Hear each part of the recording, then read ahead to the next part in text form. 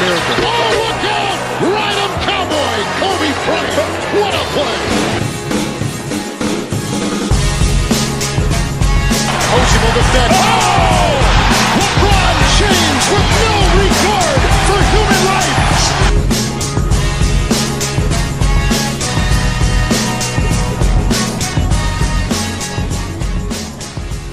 Bonjour et bienvenue à tous pour une nouvelle émission de l'Écho des Parquets cette semaine.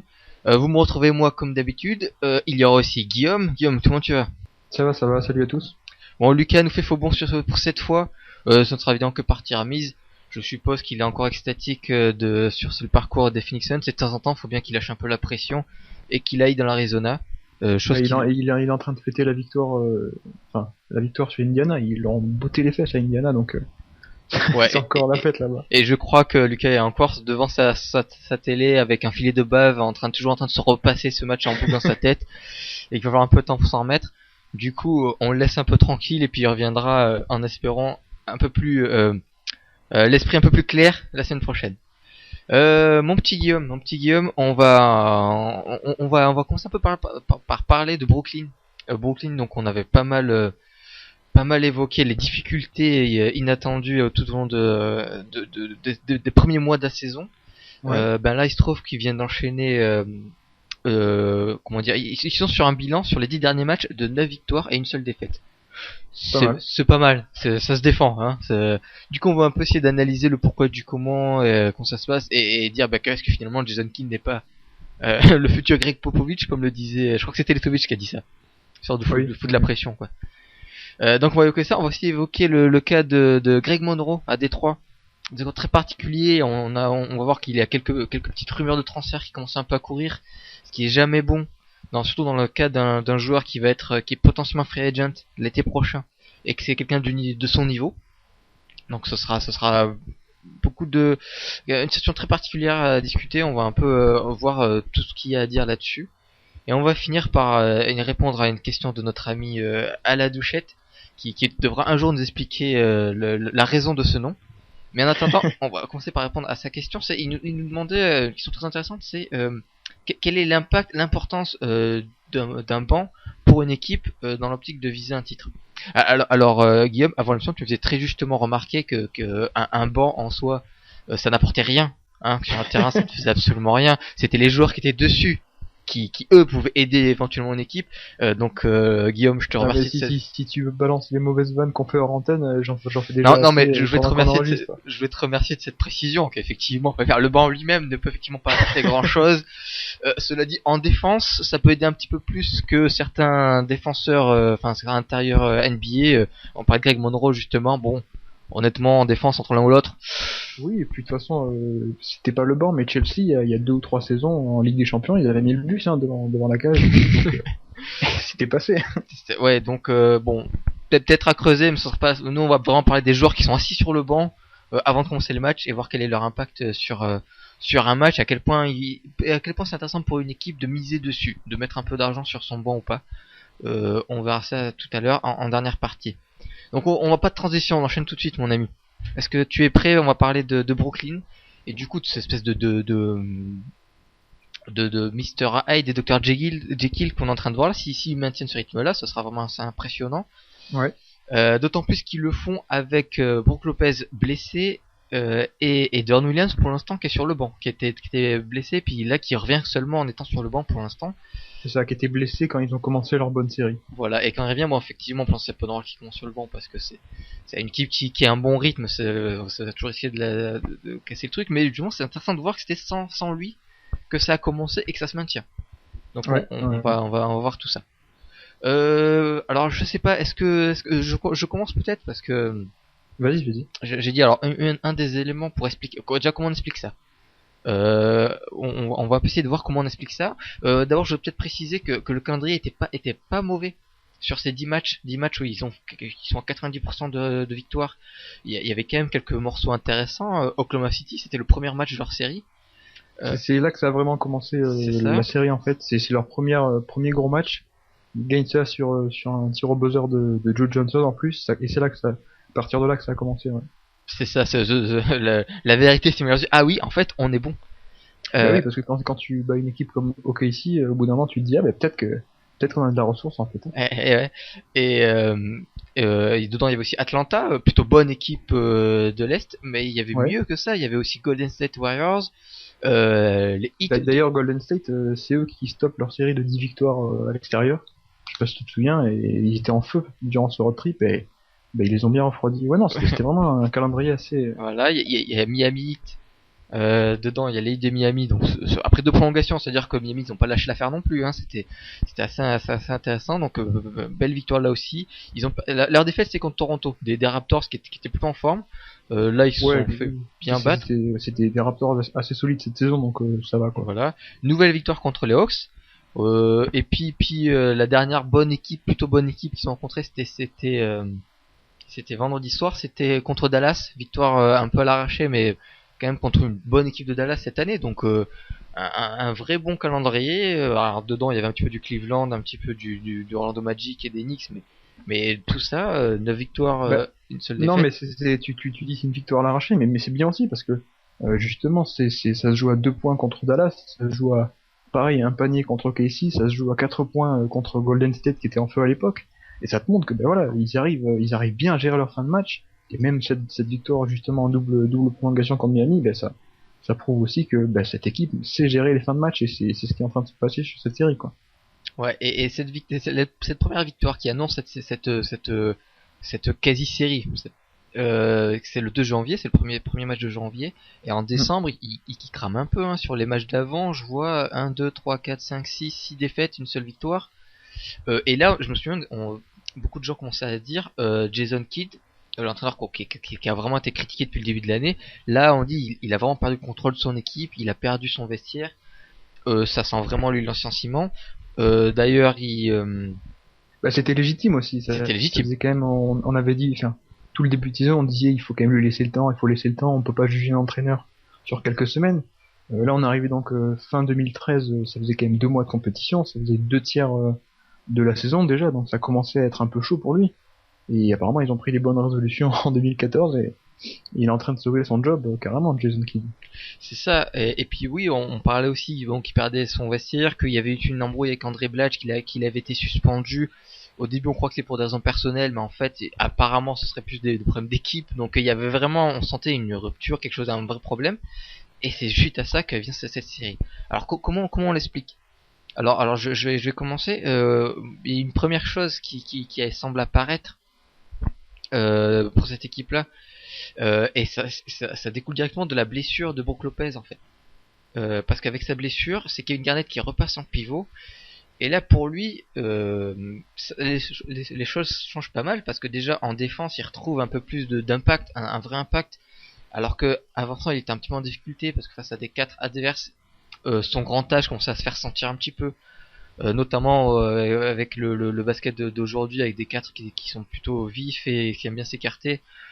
Pour le Garnett d'il y a quelques années, c'était pas un problème, mais là ça s'en était un. Du coup, avec une raquette Lopez et Garnett en difficulté en défense, c'était à la fois lent et pas terrible. Du coup, forcément, il y avait déjà un trou qui se prenait. Et derrière ça, Garnett qui perdait complètement confiance, tout son impact. Du coup, ça pesait un peu sur tout le monde. Là, au contraire, et ça aidait pas niveau spacing non plus d'avoir deux intérieurs sur le terrain en même temps, quoi. En plus, Garnett ne mettait pas ses tirs, les petits tirs il peut faire un peu de spacing, Garnett. Dans l'absolu. Mais oui, en l'occurrence, comme tu dis, il les mettait pas. Il avait perdu un peu son tir à mi-distance. Et du coup, tu te retrouves vraiment avec 2 joueurs que t'étais obligé de servir au poste bas assez régulièrement. C'est ça. Et du coup, Garnett pose un peu. Alors déjà, on sent qu'il est un peu retrouvé. Il est un peu plus confortable en défense et ça se sent en attaque parce qu'il est un peu plus à l'aise. Il met beaucoup plus les tirs qu'avant. Ça, c'était vraiment. Ça change beaucoup de choses, parce qu'on me dit c'est un tir qui rentre, ça fait un peu de spacing en plus. Et voilà, Garnett quand il est à ce niveau-là au tir, ça fait toujours du bien. Et autre impact, c'est que ça pousse Jason Kidd, et là il est un peu audacieux à utiliser en fait un small ball, parce que maintenant c'est plutôt Paul Pierce qui joue en 4. Bon, Teletovic a toujours sa part de temps de jeu, mais c'est pas forcément lui qui est le titulaire, le vrai titulaire sur le niveau du temps de jeu. Mais voilà, Pierce en 4 et puis Johnson en 3 et c'est Alan Anderson qui passe titulaire en 2. Tout ça fait des joueurs assez adroits de loin. plutôt petite taille et beaucoup de mouvements pour des jeux d'extérieur. Du coup, vraiment des joueurs qui s'écartent. Donc du vrai spacing. Et là, Et un jeu beaucoup plus fluide, ouais, c'est ça. Non, c'est vrai. Tu joues avec finalement 4 mecs qui peuvent vraiment jouer dans le périmètre. Bah, évidemment, le jeu il va beaucoup mieux. c'est ça. Puis des joueurs qui sont habitués à jouer à l'extérieur vraiment, donc à bouger, à chercher les espaces. Enfin, vraiment des joueurs qui sont pas à l'intérieur. Et du coup, ça ouvre beaucoup de choses. Ça ouvre des espaces. Et quand des espaces, ça fait du bien. Ça fait du bien pour un Garnett, ça fait du bien pour un Paul Pierce et pour des Joe Johnson. Sachant qu'il y a toujours, même quand un Joe Johnson part à drive, il y a toujours un Anderson qui est un peu derrière, des choses comme ça. Du coup, première chose, c'est cette alliance entre une défense un peu retrouvée et une attaque beaucoup plus aérée, avec beaucoup plus de possibilités, non pas en termes de talent, mais en termes de vraies possibilités de tir ouvert, tout simplement. Du coup, ça change beaucoup de choses. Mais ça, on ne cesse pas de le dire, Guillaume, que le spacing est la clé dans le basket de nos jours, et toutes les équipes qui vraiment souffrent malgré du talent sur le papier, c'est souvent par cette question-là. On parlera tout à l'heure. Ah bah oui, c'est ce que sont en train d'expérimenter les Pelicans en ce moment, qui sont en train de perdre de plus en plus souvent. Des 3 aussi. On en Oui, parlera un peu également, tout à l'heure. Donc ça c'est intéressant. Et donc voilà, déjà ça, c'est pas rien. Je suis en train de beaucoup parler. Est-ce que tu t'hésites pas, hein, Guillaume? Ouais, non, mais moi c'est pareil, c'était une remarque qu'on s'était faite en début de saison à propos de Brooklyn, c'est qu'en les voyant jouer, bah, tu voyais pas du tout d'identité de jeu. Et d'ailleurs, bah, Kevin Garnett qui a écouté l'écho des parquets, bah, il l'a confirmé dans la presse, il disait c'est vrai, on n'a pas d'identité de jeu. C'est ça, il a dit effectivement, vous avez raison les gars. Ouais. Et non, et plus sérieusement, c'est vrai que bah, depuis début 2014, on voit vraiment bah, quelque chose en train de se faire. On voit bah, ce jeu plus fluide. On voit vraiment des joueurs servis sur leur spot préférentiel. On voit beaucoup plus de fluidité. C'est le jeu aéré comme tu l'as dit. Donc ça fait vraiment plaisir. Et puis voilà, il y a cette question du Kevin Garnett replacé poste 5. Moi, je sais que pendant l'intersaison, beaucoup de gens étaient contents finalement de voir une raquette Garnett avec Oui, Brook j'en faisais Lopez. partie, j'en faisais partie. Oui. Moi, j'étais quand même un peu réticent parce que il faut se souvenir que Garnett allait pas bien déjà saison 2011-2012 et c'est après le All-Star Game, donc il jouait 4. Après le All-Star Game, il est repositionné poste 5. C'est là que Boston va beaucoup mieux, que Garnett va beaucoup mieux, que Boston va jusqu'en finale de conférence. Pareil, l'année d'après, il est en pivot, c'est là que ça marche. Et là, donc, replacé au poste 4 en début de saison, bah, j'avais quand même des doutes, ça s'est confirmé, donc c'est vraiment une bonne chose, je pense que Garnett revienne sur ce poste 5, mais ça pose quand même du coup des questions pour l'avenir. Est-ce que tu peux, comment tu vas gérer les deux cas? Parce que Brook Lopez va revenir la saison prochaine. Qu'est-ce que tu fais? Ah, une batte dans les genoux, ça te plaît pas comme idée? Non, mais effectivement, on va en reparler un peu après. D'ailleurs, j'ai un peu insisté sur l'équipe, mais effectivement, ça va être la question qu'on va se poser parce que Garnett a encore son contrat jusqu'à l'année prochaine. Et je pense pas qu'il compte prendre sa retraite ou quoi. Je pense qu'il reste toujours là. Hein. Son Garnett, je crois qu'il s'arrêtera de jouer quand il aura plus que des genoux à poser sur le parquet. Avant ça, il y avait un truc intéressant que tu as dit, c'est qu'effectivement, le jeu offensif de Brooklyn a aussi changé, beaucoup plus aéré, il y a beaucoup plus de construction, beaucoup plus de circulation de balles. Ce qui est intéressant, c'est que avec Brook Lopez out, Deron Williams qui était remplaçant et qui commence sur le banc, cette équipe-là finalement en attaque, elle s'appuie moins sur son propre talent, alors que c'était vraiment. C'est exactement ça. C'est parce que cette équipe s'appuie beaucoup depuis l'an passé sur du pick and roll et sur isolation. Et le pick and roll, c'était en partie Deron Williams et Brook Lopez. Donc c'était une bonne chose parce que ça marchait. Mais cette année, ça marchait pas tant que ça finalement.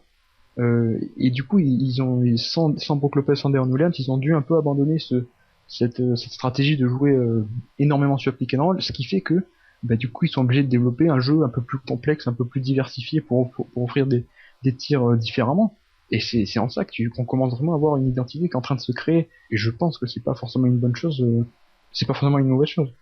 Oui, c'est ça. C'est avant, bon, je veux dire, moi je suis Joe Johnson, je sais que je peux mettre des paniers très difficiles, donc autant les prendre directement sans chercher à trouver plus de positions. Et maintenant, ils sont obligés de chercher des paniers qui sont un peu plus sûrs de mettre, parce que ça, ouais. Sean Livingston et Alan Anderson, c'est pas Joe Johnson ni Paul Pierce. Eux, il leur faut des positions un peu plus travaillées pour que ce soit plus facile à mettre. Mais du coup, c'est bénéfique tout ça, c'est la circulation de balles. Du coup, c'est plus le jeu, leur jeu offensif s'appuie moins sur du talent, mais plus sur de la construction des systèmes et du travail finalement. C'est ça. Et puis comme Livingston et Anderson sont pas non plus des manches, quand ils ont des positions un peu ouvertes, ça fait des bonnes choses. Du coup, ça aide bien. Aussi, il y a moins de nécessité de fournir certains leur nombre de ballons suffisant, quoi. Avec dans le 5 Livingston et Anderson, tout de suite, ça hiérarchise un peu les équipes. Du coup, il y a un peu moins de frustration ou de recherche à faire briller tel ou tout le monde, quoi. Il y a pas cette question-là qui se pose. C'est assez agréable. Mais Oui, ils sont capables de mettre leur tir, on va dire, mais ils ont un statut carrément différent de ce qu'avait un Brook Lopez ou Deron Williams, qui étaient les leaders offensifs. Du coup, comme tu dis, t'es plus dans l'obligation de servir, de donner un tel nombre de shoots à tel joueur. Maintenant, t'as Pierce, t'as Garnett et t'as Joe Johnson qui sont un peu là pour prendre les tirs. Et les deux autres, plus la rotation, sont vraiment dans la hiérarchie plus en dessous. Bah, ils prennent un peu les restes, ou ils prennent les tirs ouverts. Donc c'est vrai que de ce point de vue-là aussi, c'est une belle évolution. disons qu'avant d'avoir 4 ou 5 mecs qui de temps en temps veulent faire leur 1 contre 1 et au total ça fait beaucoup de 1 contre 1, là il y en a que 2 ou 3. Du coup ça limite un peu les 1 contre 1 sans les perdre non plus. Et forcément ça fluidifie un peu le tout, quoi. Ça c'est toujours intéressant. C'est une évolution qui n'était pas arrivée à faire les Lakers l'an passé par exemple. C'est ça. Donc c'est vraiment c'est bien de la part de Jason Kidd, je trouve. Et puis décision intéressante de sa part, tu l'as évoqué je crois. Deron Williams est revenu mais il commence sur le banc. C'est ça, il casse pas le rythme qui marche pour l'instant. Et déjà on peut féliciter John Kidd pour ce que sa tentative de déjà de se dire bah je vais mettre Pierce en 4, c'est pas quelque chose qui viendrait forcément à l'esprit tout de suite. De mettre Anderson titulaire et pas Jason Terry par exemple. Et de miser dessus, enfin je sais pas, déjà c'est assez courageux. Bon en même temps il était déjà un peu dos au mur, donc en même temps il tentait quelque chose où il était déjà fichu. Il avait tenté de le mettre en 6ème homme, je sais pas si tu te souviens, pendant une petite période. Ça n'avait pas tant marché que ça. Paul Pierce en 6ème non, Paul Pierce. Oui. Et ça marchait pas tant que ça parce que voilà, du coup il était vraiment le leader de la seconde unit. Il prenait un peu trop de tirs, un peu trop d'isolation, un peu trop de responsabilité finalement. Et le fait de replacer poste 4, déjà c'est une utilisation différente, c'est un rôle différent, c'est un positionnement sur le terrain différent. Donc ça a vraiment été une bonne évolution parce que cette idée de le mettre en 6ème homme, c'était pas si bien que ça, quoi. Non, bon après on fait ici de la tentative, mais bon, et puis il a pas insisté, c'est pas mal non plus. Ouais. Et là effectivement il y a un truc qui marche. Mais du coup les questions vont se poser maintenant. Bon déjà on peut aussi dire est-ce que même si dans cette manière là ça peut tenir longtemps, ça on sait pas. Mais en même temps est-ce que cette équipe là est censée rester dans ce format là longtemps? Ça je sais pas. Et c'est justement la question qui va se poser avec Deron Williams. Oui non mais c'est tout à fait ça. Et puis le problème de toute façon de cette équipe c'est que ça visait à l'intersaison sur le très court terme. Là, on s'est vite rendu compte cette saison que même si ça va mieux cette année, ça jouera clairement pas le titre parce que c'est un ou deux mondes derrière Indiana et Miami, ne serait-ce qu'à l'est. Je parle même pas des équipes à l'ouest. Donc ça pourra pas jouer le titre sur du court terme, donc cette année ou l'an prochain. Et dans le même temps, il n'y a pas non plus de plan sur le long terme. Donc même si ça va mieux depuis 10 matchs, qu'est-ce que va faire cette équipe, quoi? Après avoir là pour l'instant ils sont 7ème de la conférence. 7ème et seulement, mais faut voir sur comment ils vont finir la saison. S'ils arrivent à le finir avec vraiment un niveau de forme exceptionnel, peut-être pas autant que maintenant, mais un très bon état de forme, je veux dire en playoff tout est possible. Je rappelle que c'est en 99 que les contre Knicks, Miami et Indiana. Attends, en 99 les Knicks ils font 8ème de la conférence, ils arrivent en finale mon ami. c'est une saison coupée par le lockout, c'est une saison bizarre et enfin, voilà. Tu te souviens mieux que moi, mais je sais pas, cette équipe elle valait mieux que 8ème, non? Là, ça remonte. Je saurais plus te dire. Ça remonte trop, je t'avoue. Attends, il y avait Alan Houston, quoi. Il y avait Alan Houston, la Trail Sprewell. Non, c'est vrai, oui. Du coup, il tape Miami, qui était premier de la conférence à l'époque, la conférence Est à l'époque, c'est vrai. Mais non, mais sérieusement, tu vois cette équipe sur une série de 6 ou 7 matchs aller taper Indiana chez eux ou aller taper Miami chez eux. Ce que je veux dire, c'est que là, c'est peut-être une nouvelle saison qui commence pour eux. Donc à voir ce que ça va donner. Honnêtement, effectivement, tu me poses les deux équipes sur le papier de l'une de l'autre, je suis d'accord avec toi. Mais je demande, je veux quand même donner sa chance à cette équipe-là, de voir ce qu'elle va donner jusqu'à la fin de la saison, et dire que finalement, le simple fait d'avoir un mauvais début de saison ne la prive pas de la possibilité d'avoir le titre ou de faire un gros coup, quoi. C'est juste ça que je voulais dire. Et puis je reviens un peu, tu parlais des Lakers, c'est vrai que c'est intéressant. Les Lakers de l'année d'avant, comme les Nets de cette année, ont été construits sur vraiment l'addition de talents purs, de gros pédigrés, tout ça. Ça avait foiré dans le grand largeur avec les Lakers. C'est en train de foirer là avec Brooklyn, comme on avait un petit peu prédit. On avait dit que la construction d'une équipe, c'est très risqué, toujours, d'une construction d'une équipe de cette manière. Et là, c'est intéressant, c'est en réduisant le talent, quasiment drastiquement, parce que quand même Lopez et Don Williams qui étaient mis sur le côté, que cette équipe-là se met à gagner. Et je trouve que je me demande si ça va pas faire date un peu. Et puis il y a surtout une remise en question constante, je trouve, de Jason Kidd dans ses choix. Ne serait-ce que dans le fond de jeu ou dans la situation de Paul Pierce ou le positionnement de Kevin Garnett, comme on en a parlé, tous ces sujets, il y a vraiment une remise en question constante qu'il n'y a jamais eu l'an passé avec Mike D'Antoni, et ça fait une énorme différence, je trouve. Oui. Donc voilà, donc on a dit ce qu'on pensait d'eux pour cette année. Si juste avant de voir pour leur entre guillemets avenir, quelle est leur suite, leur avenir immédiat. Qu'est-ce qu'on fait avec Deron Williams? C'est ça aussi. Ouais, parce que bon, ça reste Deron Williams. Je veux dire, se priver de Deron Williams, ça fait quand même mal au dos.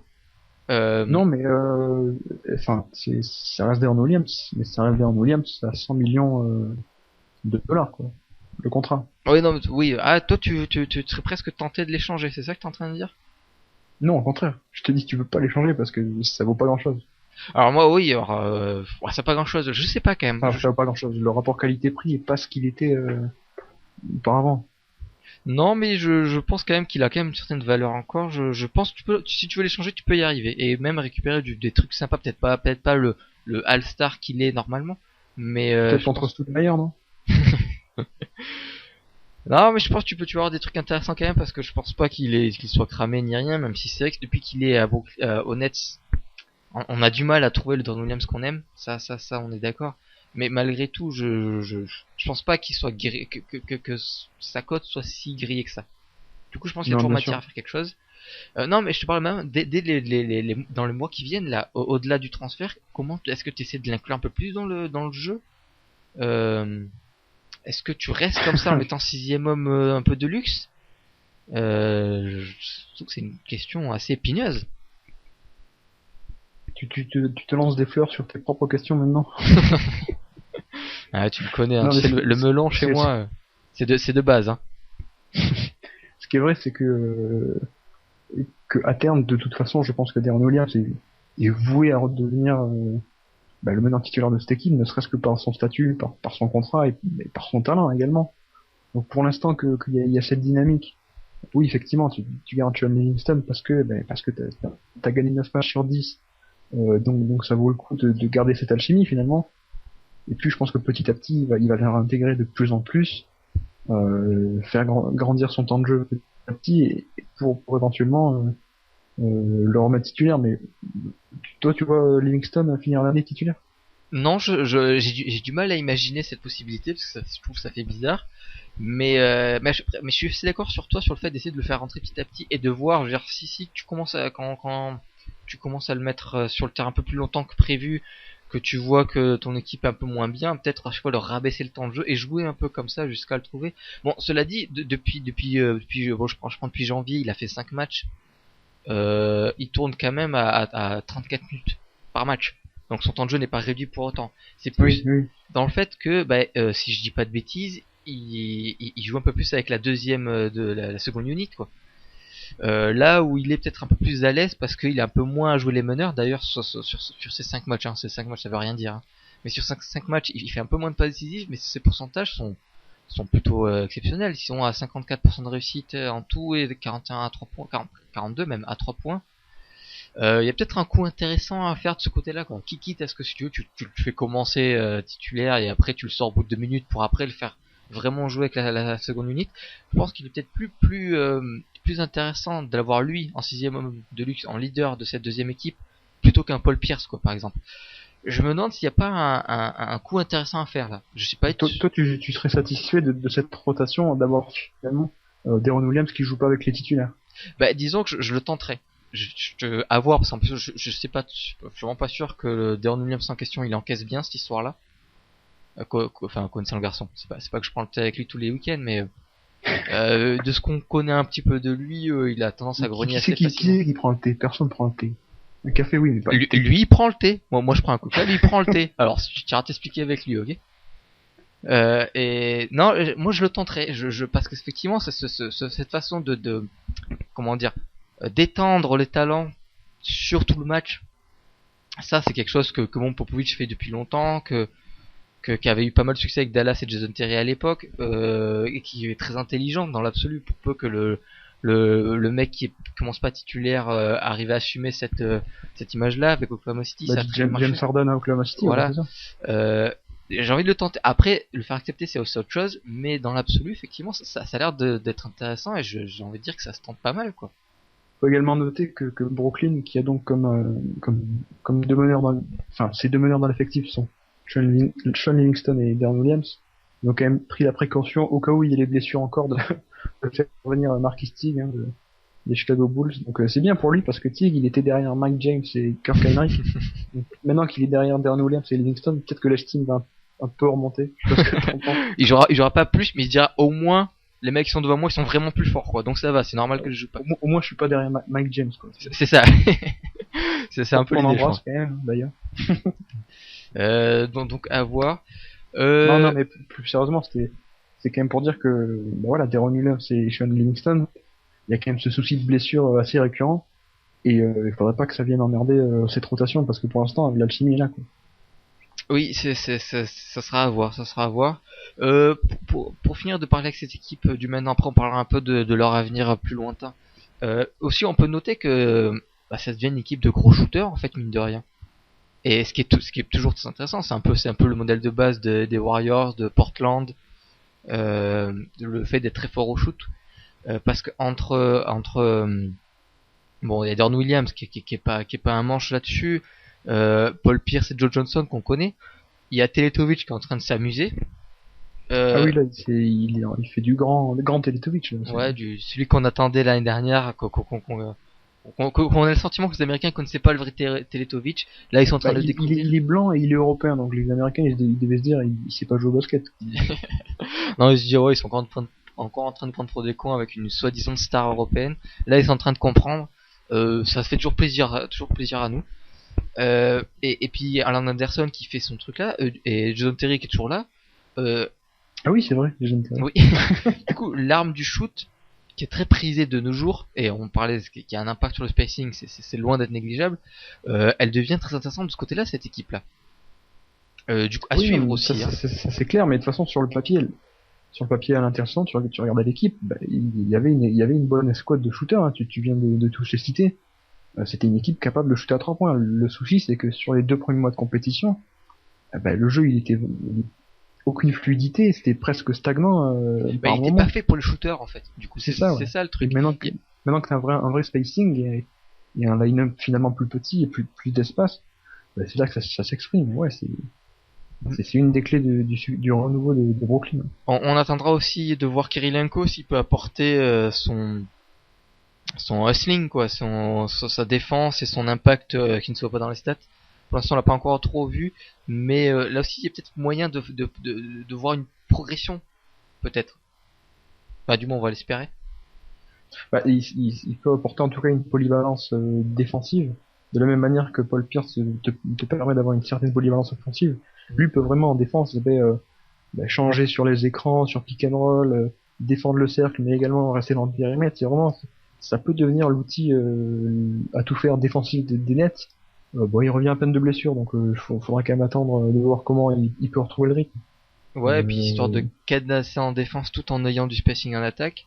Kirilenko posé en 4 à côté de Garnett, ça peut le faire pas mal, quoi. Ouais. Là. Donc, alors maintenant, on va un peu passer à bon, cette équipe de maintenant là qui a l'air intéressante, qui a l'air de tourner, même si elle tourne sur des fondements qu'on n'attendait pas en début de saison. Elle le fait. Mais du coup, ça remet peut-être un peu en cause cette équipe-là pour l'année prochaine, qui aura toujours les mêmes joueurs, sauf que Bah, normalement. Ouais, rappelle peut-être les contrats finissants du coup. Oui. Alors du coup, j'ai perdu ma page. Du coup, je suis en galère. Je te remercie de me mettre dans cette situation. Non, alors bien Non, sûr, les gros contrats le principal c'est Paul Pierce quand même donc. voilà, Paul Pierce c'est que c'est 15 millions. Bon après l'argent ça compte pas parce que de toute façon c'est pas eux qui vont pas se faire de place sur le salary cap. Ça ne se posait même pas la question. Euh, faudrait couper en trois l'effectif. Quoi. Non bon donc Paul Pierce qui peut partir potentiellement cet été. Et il sera free agent donc à voir. Bon comme ça va un peu mieux du côté des Nets peut-être que la donne change aussi. Hein. Mais sinon c'est bon il y a du Kirenko qui peut partir et du André Blatch. Mais ça, c'est un peu plus anecdotique. Mais du coup, bon, est-ce que Pierce sera là l'année prochaine? Est-ce qu'il doit être là l'année prochaine? Et puis, Est-ce qu'il veut être là l'année est-ce qu'il prochaine? veut Ça, être je suis l'année pas convaincu prochaine? non Bah plus. là, sur ce mois-là, il doit pas être trop contre. Après, ça a été dur quand même. Non, mais Euh, ça reste que 10 matchs. Hein. c'est ça. Si ça remonte pas spectaculairement sur la fin de saison, je pense que lui, il va se dire, j'ai pas tant d'années que ça à jouer encore, donc qu'est-ce qu'il va rechercher une autre équipe? Alors que qu'un Kevin Garnett, il lui reste encore bon cette année et celle d'après. Pareil pour Jason Terry.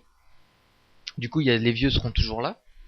Ce qui montre quand même, enfin, l'intelligence qu'avait eu Boston de signer de tels joueurs sur 3 ans.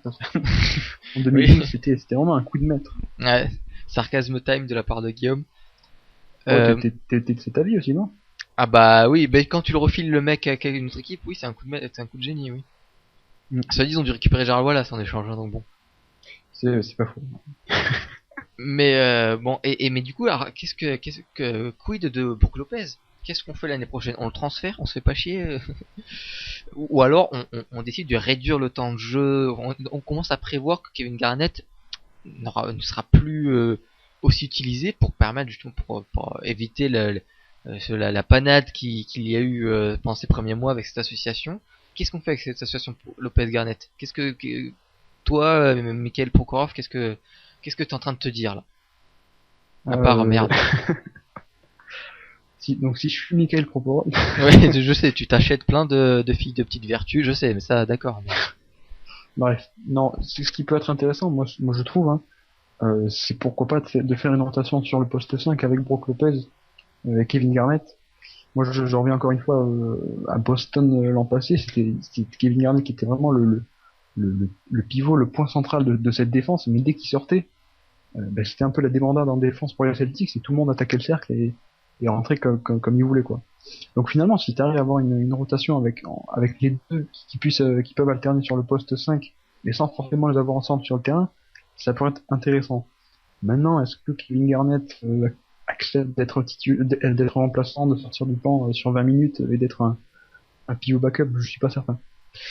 Oui, et puis est-ce que tu peux te permettre de couper le temps de jeu à ce point d'un de ces deux joueurs, quoi, sachant que sur un seul poste, il y a que 48 minutes et Ah, que oui, et après, comme tu l'as dit, c'est vrai que pour Brooklyn, l'argent n'est pas non plus un problème, mais est-ce que 12 millions l'année pour 20 minutes de backup pivot, à la limite, un mec non drafté ou un mec drafté au second tour, ça le fait, quoi, et c'est pour beaucoup moins cher. c'est une question. Mais après, bon, après réussir à échanger Garnett, ça va pas être simple. Après, j'avais vu une stat que j'ai pas en tête exactement, mais en gros, ça disait que sur les le run des Nets, l'impact de Garnett en défense qu'on a vu visuellement et qu'on vient de vous affirmer, lui, il avançait aussi des statistiques qui étaient assez impressionnantes. Il disait que avec Garnett sur le terrain, bon, j'aime pas trop cette stat là, mais c'est pas non plus tout à fait négligeable. C'est pas forcément la vérité, mais c'est pas extrêmement éloigné non plus. Mais sur ces 10 matchs-là, avec Garnett sur le terrain, Brooklyn est une des meilleures défenses de la ligue. Et quand Garnett est sur le banc, c'est une des plus mauvaises. C'est ça, c'est pour ça que je te dis que c'est vraiment intéressant d'avoir ce qu'il n'y avait pas l'an passé à Boston, c'est une vraie rotation avec deux vrais grands pivots solides qui peuvent te protéger le cercle comme le fait Garnett, quoi. Ouais, mais cela dit, quand je te sors cette stat-là, est-ce que t'as pas envie de mettre Garnett 30 minutes et du coup, t'es embêté parce que t'as aussi envie de donner à Lopez 30 minutes. Eh oui, mais à vouloir être trop gentil. on, on va louer Lopez pour une autre équipe en échange, il nous faut, je sais pas. Non mais Ouais, le problème aussi, c'est que Brook Lopez, lui non plus, je te parlais de Deron Williams, lui aussi, même si c'est un super joueur, bah déjà il a un gros contrat et puis, enfin c'est pas fiable quoi. Niveau santé, je vois, enfin c'est difficile pour une équipe bah, d'aller le chercher alors qu'il se blesse sans cesse au. justement, étant donné la relative fragilité de Brook Lopez, ce serait pas intéressant de le mettre lui seulement 20-25 minutes par match, parce qu'un attaquant, il peut faire il peut être très productif sur une courte période, et ça reste intéressant pour l'équipe. Alors qu'un défenseur peut être aussi productif sur une courte période, mais l'intérêt est beaucoup moindre pour son équipe. Surtout qu'avec un Kevin Garnett qui est vraiment le quarterback de ta défense, c'est vrai que c'est mieux de l'avoir avec les titulaires. Mais c'est assez, faut être russe et milliardaire pour mettre 15 millions sur le banc comme ça. Et puis surtout, faut se rappeler que Brooklyn a quand même refusé Dwight Howard, du coup, a refusé Dwight Howard en re-signant Brook Lopez. Encore une fois, moi, ça me fait mal aux fesses de le mettre remplaçant, quoi, tu vois. Oui, mais je pense qu'il avait déjà fait une croix sur Dwight Howard quand en signant Non, Joe Johnson. souviens-toi, il y avait ce trade qui était prêt à être accepté par Orlando. Et finalement, il re-signe Brook Lopez, il dit, bah, tant pis, on veut pas de Dwight Howard. Ouais, c'est pourquoi ils avaient refusé. Ça ferait quand même mal aux fesses d'avoir 2 ans plus tard. Oui, et tu te souviens pourquoi ils avaient refusé? C'est parce qu'il y avait un joueur qui devait être inclus et qui voulait pas, c'est pas ça? Il y avait pas ça aussi? C'était parce que Ah non, ils voulaient pas prendre le les Nets contrat. voulaient pas lâcher Marshall Brooks ou non? Non, je crois qu'ils voulaient pas prendre le contrat de Turkoglu. Chris Humphries oui, si, je crois que c'est Chris Humphries. Enfin bref, mais du coup les négociations étaient pas mortes encore, hein. Elles avançaient pas non plus énormément, mais elles étaient pas mortes. Et vraiment, c'était la première piste, hein, Dwight Howard à Brooklyn. Et Brooklyn en a eu marre, a dit bon, mais tant pis, nous on veut pas attendre, on re-signe notre pivot titulaire. C'est quand même dommage d'être dans cette situation 2 ans plus tard, quoi. C'est pas faux. Enfin, mais bon. Je sais pas, toi, comment tu gères ton affaire? Comment je gère l'association Lopez Garnett? Ouais, est-ce que tu retentes? Est-ce que tu t'en mets un titulaire, t'en mets un remplaçant, t'en échanges un? Bah après, tu pousses Kevin Garnett vers la retraite. Ouais, bah, étant donné que ou vers un ravin, parce que t'es quand même le chef de la mafia russe. Oui, voilà, oui, c'est plus ça ma manière de faire. Non, mais le truc, c'est Garnett, effectivement, Garnett, c'est forcément qu'une solution à court terme. Ça, on est d'accord. Du coup, c'est un peu, alors que Lopez est beaucoup plus jeune, donc c'est toujours dommage de privilégier Garnett sur Lopez, mais en même temps, actuellement, l'impact de Garnett sur l'équipe, sur ces 10 matchs-là, hein, 100 ans, il est quand même, il a l'air d'être tellement impressionnant, et tellement vraiment le genre de truc qui fait gagner des matchs, hein, plus qu'un pivot offensif. On a vu. Enfin, je trouve que depuis quelque temps, les pivots offensifs deviennent beaucoup moins influents sur un match, beaucoup moins décisifs qu'ils n'étaient auparavant. Du coup, il y en a moins déjà, donc il y a à part Dwight Howard, il n'y a plus aucun pivot offensif dominant. Tu verras que quand on parlera de Greg Monroe, qu'il est sous-utilisé en attaque. C'est vrai. Mais c'est un poste 4, poste 5, lui, non, encore? Ouais, mais je pense pas que ce soit ça la problématique. Hein. Non, et puis. non, bien sûr, non. Non, puis même, je trouve que le problème des pivots offensifs, c'est que c'est bien, c'est souvent du 1 contre 1. Et finalement, c'est pas si efficace que ça. Comparé à ce qu'on peut trouver avec un jeu beaucoup plus collectif. Je pense que Roy Hibbert est quand même un pivot offensif, mais qui est super bien intégré dans le collectif et dans le fond de jeu d'Indiana. Oui, et puis il met pas 20 points par match, Roy Hibbert. Non, mais c'est quand même un pivot offensif. Oui, mais il est pas le point central de ton attaque. Du coup, il court-circuite pas grand-chose, quoi.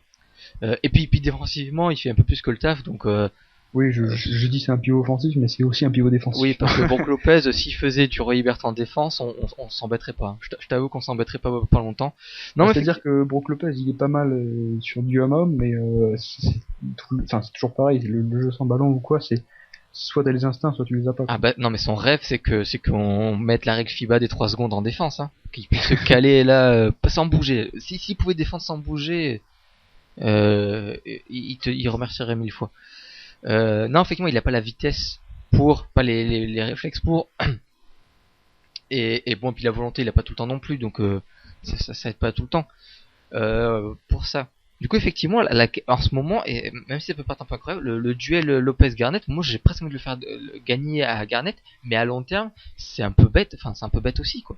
Et oui. C'est pour ça que je suis assez embêté et je vais laisser la réponse à cette question au staff de Brooklyn et voir ce qu'ils vont nous trouver. Mais effectivement, ce sera une question à se poser et à voir. Bon, cela dit, sous réserve de qu'ils maintiennent un rythme vraiment intéressant jusqu'à la fin de la saison. Et là, à la draft, Brooklyn prend un pivot. Allez, Joel Embiid, pam. Voilà, ça m'étonnerait qu'ils aient le premier choix, mais... Non, c'est pas ce qui peut se passer, hein, tu sais. Bon, écoute, je te propose de clore ce chapitre sur Brooklyn. Oui. Du coup, on va faire peut-être une petite pause, mon ami, et on va donc vous retrouver pour parler de Greg Monroe et de l'importance du banc pour une équipe NBA, juste après le petit jingle que voici. Gangsta. You know. Gangsta. Come on. Yeah. Nothing but some gangsters. Smoking and riding. Yo. Come on, get high with us. Nigga. Come on and ride with us. Bitches. Nothing but some gangsters. L'écho des parquets est de retour après ce petit intermède musical pour parler de notre grand espoir à nous, Monseigneur Greg Monroe. Greg Monroe, pivot, jeune pivot des Detroit Pistons, qui avait surpris un peu son monde à son arrivée, qui était un peu étiqueté peut-être un peu rapidement franchise player de l'équipe, ou du moins pièce majeure sur laquelle Detroit va bâtir son équipe. Et là, cette année, alors qu'il y a vraiment des bons joueurs autour de lui, on voit qu'il est vraiment en retrait dans la rotation et dans plus sérieusement dans les responsabilités. Hein, il joue toujours une trentaine de minutes par match, mais son nombre de tirs se réduit comme peau de chagrin. Et c'est dommage vu la qualité du bonhomme. Peut-être Guillaume un peu fais-nous part de ton désespoir face à cette situation. Mon désespoir. Oui. Ouais, non. Ouais, ma déception, on va dire. Non, dis-le, que t'étais pas loin de ta tête. T'as acheté une corde hier soir et un tabouret, je sais très bien ce que tu veux faire avec. C'est vrai que Monter un Detroit rideau. et Washington, c'était quand même deux équipes qu'on aime bien ici dans l'écho des parcours. Ah, moi je les aime toujours bien. Hein, je te dis, j'attends juste qu'il y ait du changement de coach, c'est tout. D'ailleurs, t'as fait une vanne en antenne, vas-y, tu peux nous en faire là. Ouais, placer comme ça va être compliqué. Non, tu me disais pourquoi t'étais un peu déçu de cette équipe de Détroit alors que t'attendais beaucoup. Moi je te dis non, faut pas être déçu parce que c'est normal que ça foire. Les conditions sont pas réunies pour que ces joueurs-là fonctionnent bien. Et je pense au coach qui est pour moi Maurice Chicks, qui est vraiment pas qui est pas à la hauteur et qui fait pas ce qu'il faudrait faire. Mettre Joe Smith en 4 et puis c'est tout. Et je disais donc c'est normal que ça marche pas, c'est comme un film de Star Wars. Si tu mets je l'assume pas, si tu mets Danny Boone dans le casting, forcément t'auras un film tout pourri, même si Danny Boone n'est pas forcément un mauvais acteur ou un mauvais personnage, mais forcément ça va être dégueulasse. Là c'est pareil. Star Wars, oui, ça colle pas. Non mais c'est d'ailleurs tu sais que je te hais en ce moment là, tu sais que je te déteste maintenant. Ça va, t'as balancé une de mes vannes. Ouais, moi je préfère enchaîne. Non, c'est comme ça qu'il faut commencer évidemment quand on parle de Greg Monroe, je pense le problème vient pas du tout de lui. Je pense que c'est tout d'abord l'utilisation, tu l'as dit, Maurice Chicks qui est pas du tout à la hauteur et conséquence directe de ce jeu qui arrive pas à se développer. Devant ce qu'ils font sur le terrain, c'est que Josh Smith reçoit toujours plus de ballons et continue toujours à arroser. Et de l'autre côté, Greg Monroe c'est un peu le joueur oublié de ce système de jeu finalement. Et tu l'as dit, il reçoit de moins en moins de ballons, il a de moins en moins de tirs, alors qu'offensivement c'est le plus doué des trois intérieurs et c'est le mec sur lequel tu t'appuies le moins finalement. Donc c'est là que c'est vachement dommage, parce que voilà, c'est supposé être ton poste 4 titulaire ou ton poste 5 quand même. Oui, parce qu'entre André Drummond qui a des très beaux pourcentages, mais c'est parce qu'il fait que prendre la balle et dunker. Donc c'est très bien, hein, je critique pas du tout, mais c'est pas de la création, ces points à lui à haut pourcentage viennent par la création des autres ou de leur shoot raté sur les rebonds offensifs, ce qui est régulièrement le cas. Josh Smith, lui, c'est de la création, mais il y en a un peu trop justement, et puis c'est juste un sale pourcentage. Alors que Monroe est vraiment le le compromis de tout ça. C'est quelqu'un qui peut mettre des points avec un très bon pourcentage. Hein. Il tourne régulièrement au-dessus de 50%, tout en se créant plus ou moins ses tirs par lui-même. Donc... Oui, c'est ça. Il a un shoot à mi-distance, il a un jeu au poste bas très solide. Il peut même driver depuis la tête de raquette ou depuis la mi-distance dribbler, aller jusqu'au panier, il peut pénétrer comme ça. Il peut vraiment faire énormément de choses. Et moi, je suis vraiment dépité. Comme tu disais, enfin, depuis le début de saison, son utilisation, c'est pas normal. Alors que d'un autre côté, tu vois Josh Smith qui continue à arroser. Et c'est toujours lui le point central de l'attaque des Pistons, quoi. Moi, je trouve ça, c'est désespérant.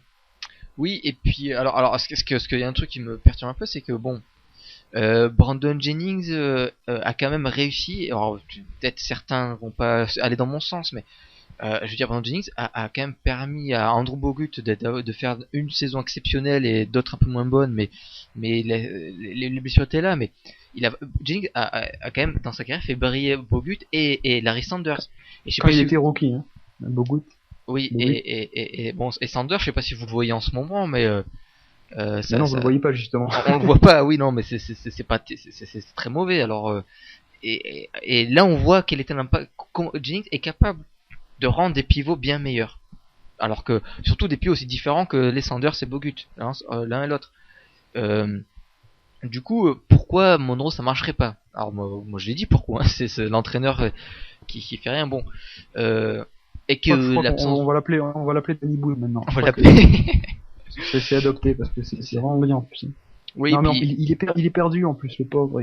Oh là là, tu le vois en match, il sait pas quoi faire. Parfois il demande aux spectateurs est-ce que je dois faire rentrer Jennings. oui, parce qu'il Non, a tendance à s'installer parfois parmi les spectateurs, c'est ça, hein. Oui, c'est ça. Donc bon, il peut. C'est toujours marrant, au lieu de dire à sa défense, non, t'en replaces toi comme ça. Non, non, c'est pas comme ça qu'il faut exécuter le système. Non, mais lui, il attend.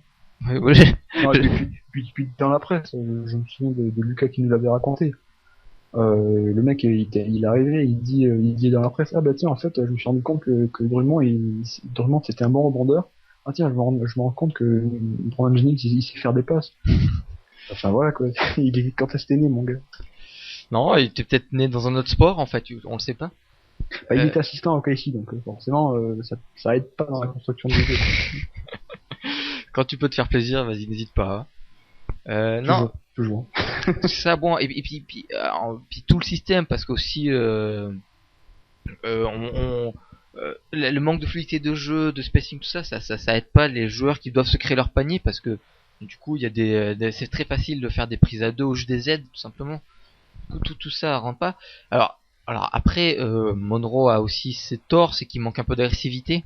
Ça a souvent été le cas. Il aura peut-être le droit de gueuler un peu pour avoir le ballon. Voilà. Bon. Oui, mais je suis d'accord, mais ça, je suis d'accord, mais il faut se rendre compte aussi que une équipe NBA, elle arrive à un match, elle a son plan de jeu, elle a ses systèmes, elle a ses trucs à exécuter. Il faut pas croire que c'est n'importe quoi, quoi. Il y a un plan de jeu qui est défini, un tel nombre de shoots qui est censé, bon, c'est pas toujours suivi à la lettre, mais t'as un plan de jeu que tu respectes. Et il va pas dire bon attends non on annule tout, je prends mes ballons et je fais mes tirs. Sinon on le sort et il joue plus quoi. Bon, Josh il Smith, faut quand même respecter ce que le coach veut. Josh Smith vient de me demander par texto où c'est que t'avais trouvé ce plan de jeu. J'aimerais bien en avoir une copie parce que lui ah c'était le machin, bah si c'est écrit c'est pour ça qu'il a pas vu. Non mais Non mais plus sérieusement, c'est vrai que tu disais Jennings arrivait à faire à sublimer des Andrew Bogut ou des Larry Sanders. Ben, cette année le pick and roll entre Greg Monroe et Brandon Jennings, il est très bon quand il est là. Il est presque jamais là. C'est dommage. oui c'est ça. Parce que en plus c'est le seul sur pick and roll qui peut vraiment soit il peut couper vers le panier, soit il peut ressortir pour du pick and pop. Et ça, bon, Josh Smith le fait, mais sauf que lui il marque pas quand il fait pick and pop. Donc, Oui bon ça c'est une autre affaire mais effectivement mais il shoot hein, lui aussi, il shoot sur le pick and pop, mais il marque pas. oui, puis c'est que cette équipe de Détroit, c'est vraiment de la chair à pick and roll, quoi. Je veux dire, tu parles de Monroe, Drummond, c'est tout à fait ça. Et puis bien sûr Joe Smith. Bah Joe Smith, évidemment, tu peux faire des trucs magnifiques en pick and roll avec lui. Mais tu le fais pas. Parce que tu es Maurice Chick, parce que tu es Danny Boone. Danny Boone. Voilà, donc du coup, alors maintenant, la question qui se pose pour ce Greg Monroe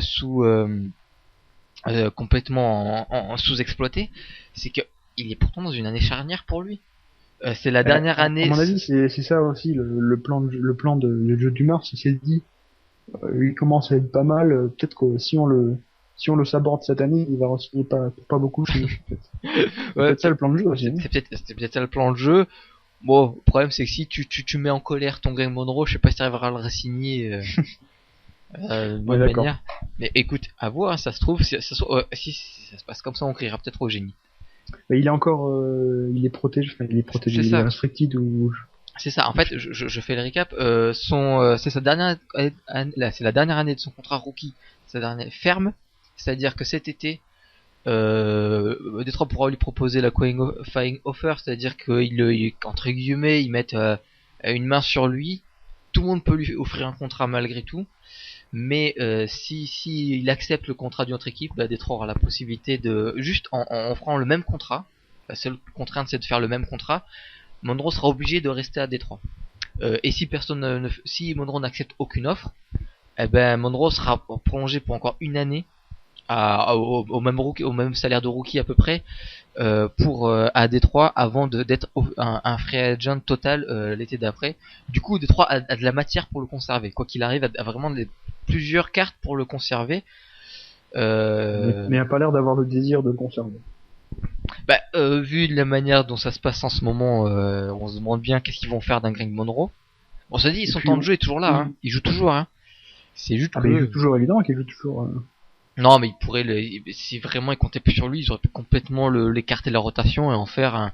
D'accord, mais il joue quand même les playoffs des trois, donc même s'ils sont pas trop contents de l'avoir ou s'ils préféraient l'échanger contre un vrai poste 3 pour décaler Josh Smith en 4, ils ont quand même des ambitions pour cette saison et c'est de toute façon l'année ou jamais. On se disait après des années de diète, les trois vont enfin retourner en playoffs, donc même s'ils sont pas contents avec maintenant, ils ont quand même un peu cette obligation de l'utiliser, quoi, parce que sinon. Pas forcément. Si tu penses que ton équipe est bien meilleure quand lui il est pas sur le terrain, c'est pas notre cas. Mais je veux dire, si tu penses ça, tu y penses jusqu'au bout et tu mets l'équipe que tu penses être la meilleure sur le terrain. Point barre. Oui, mais c'est pas le cas. C'est pas le cas du tout. Enfin, ils sont pas contents de l'avoir parce qu'ils veulent décaler Josh Smith en 4. Mais ça veut pas dire qu'ils pensent que l'effectif est moins bon et meilleur sans lui. Ah oui, tu veux dire ils ont conscience que c'est un bon joueur. C'est oui. pas mal. Oui, tu veux dire que c'est un peu comme ce qu'on disait pour Oklahoma City avec Westbrook. Si t'enlèves un joueur, forcément, sans le remplacer, forcément tu seras moins bon. Oui. Là, en l'occurrence, si tu l'enlèves, tu seras moins bon. Alors autant le garder, même s'il est moins bon que ce qu'on attendrait, même si tu patines un peu avec lui. Du coup, ça pose la question des transferts et des rumeurs qu'on entend en ce moment. Oui. Alors, c'est des rumeurs. C'est des petites rumeurs, ça a rien de très très ferme. Il n'y a pas de quoi vraiment s'inquiéter, enfin du moins penser que ça va pas se faire. Mais rien que le fait qu'il y ait des rumeurs, c'est pas tout à fait anodin. Après celles qu'on va évoquer là, elles sont peut-être plus pour la postérité qu'autre chose, quoi, plus pour l'anecdote. Mais c'est pas intéressant. Surtout que c'est des transferts. Enfin du moins pour l'un, c'est pas rien. Ce serait alors on l'a d'abord envoyé à Boston en échange de Rondo. Mais pas juste Rondo Monroe, ce serait Monroe et Brandon Jennings contre Rondo.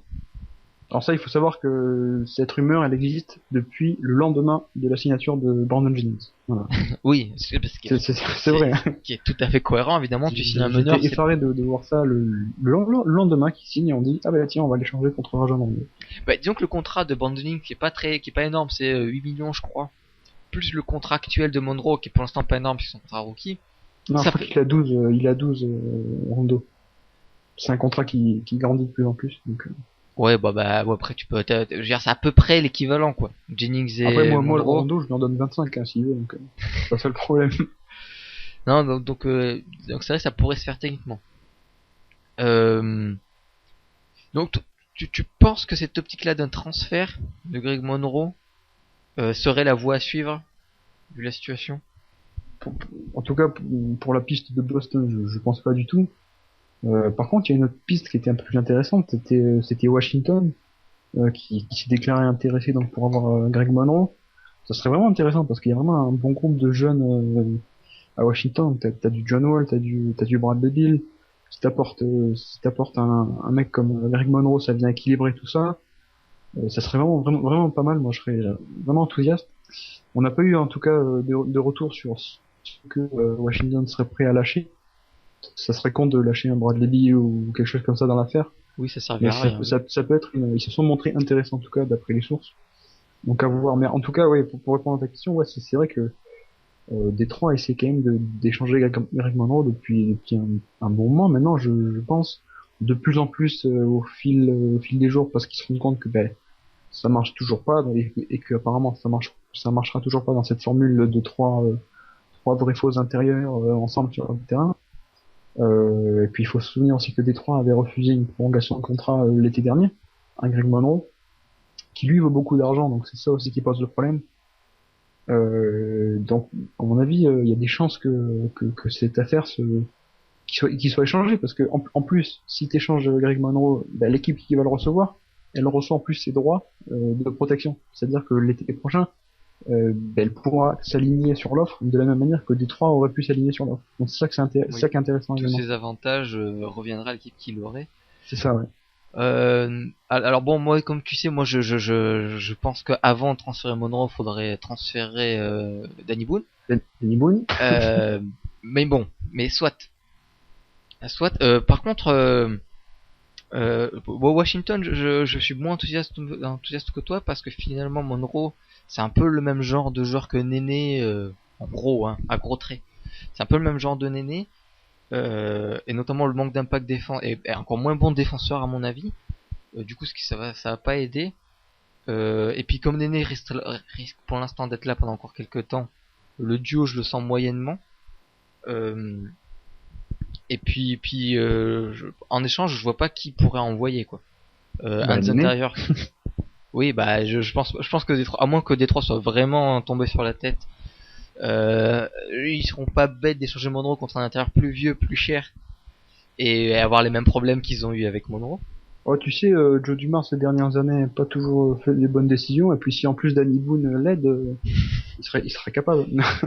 Alors plus sérieusement, les pistes qui sont intéressantes, c'est le fait que Washington est vraiment très complet au niveau du poste 3. Ils ont du Trevor Ariza, du Martel Webster, ils ont en plus Otto Porter, donc le rookie, Ouais, mais qui est aussi dans la rotation. Donc c'est à partir de là, je pense qu'il y a un mais intérêt pour. tout ça, c'est loin d'un Greg Monroe à mes yeux. Effectivement, mais c'est quand même c'est un motif de satisfaction peut-être pour Détroit qui recherche vraiment un vrai poste 3 et qui pourra en trouver un.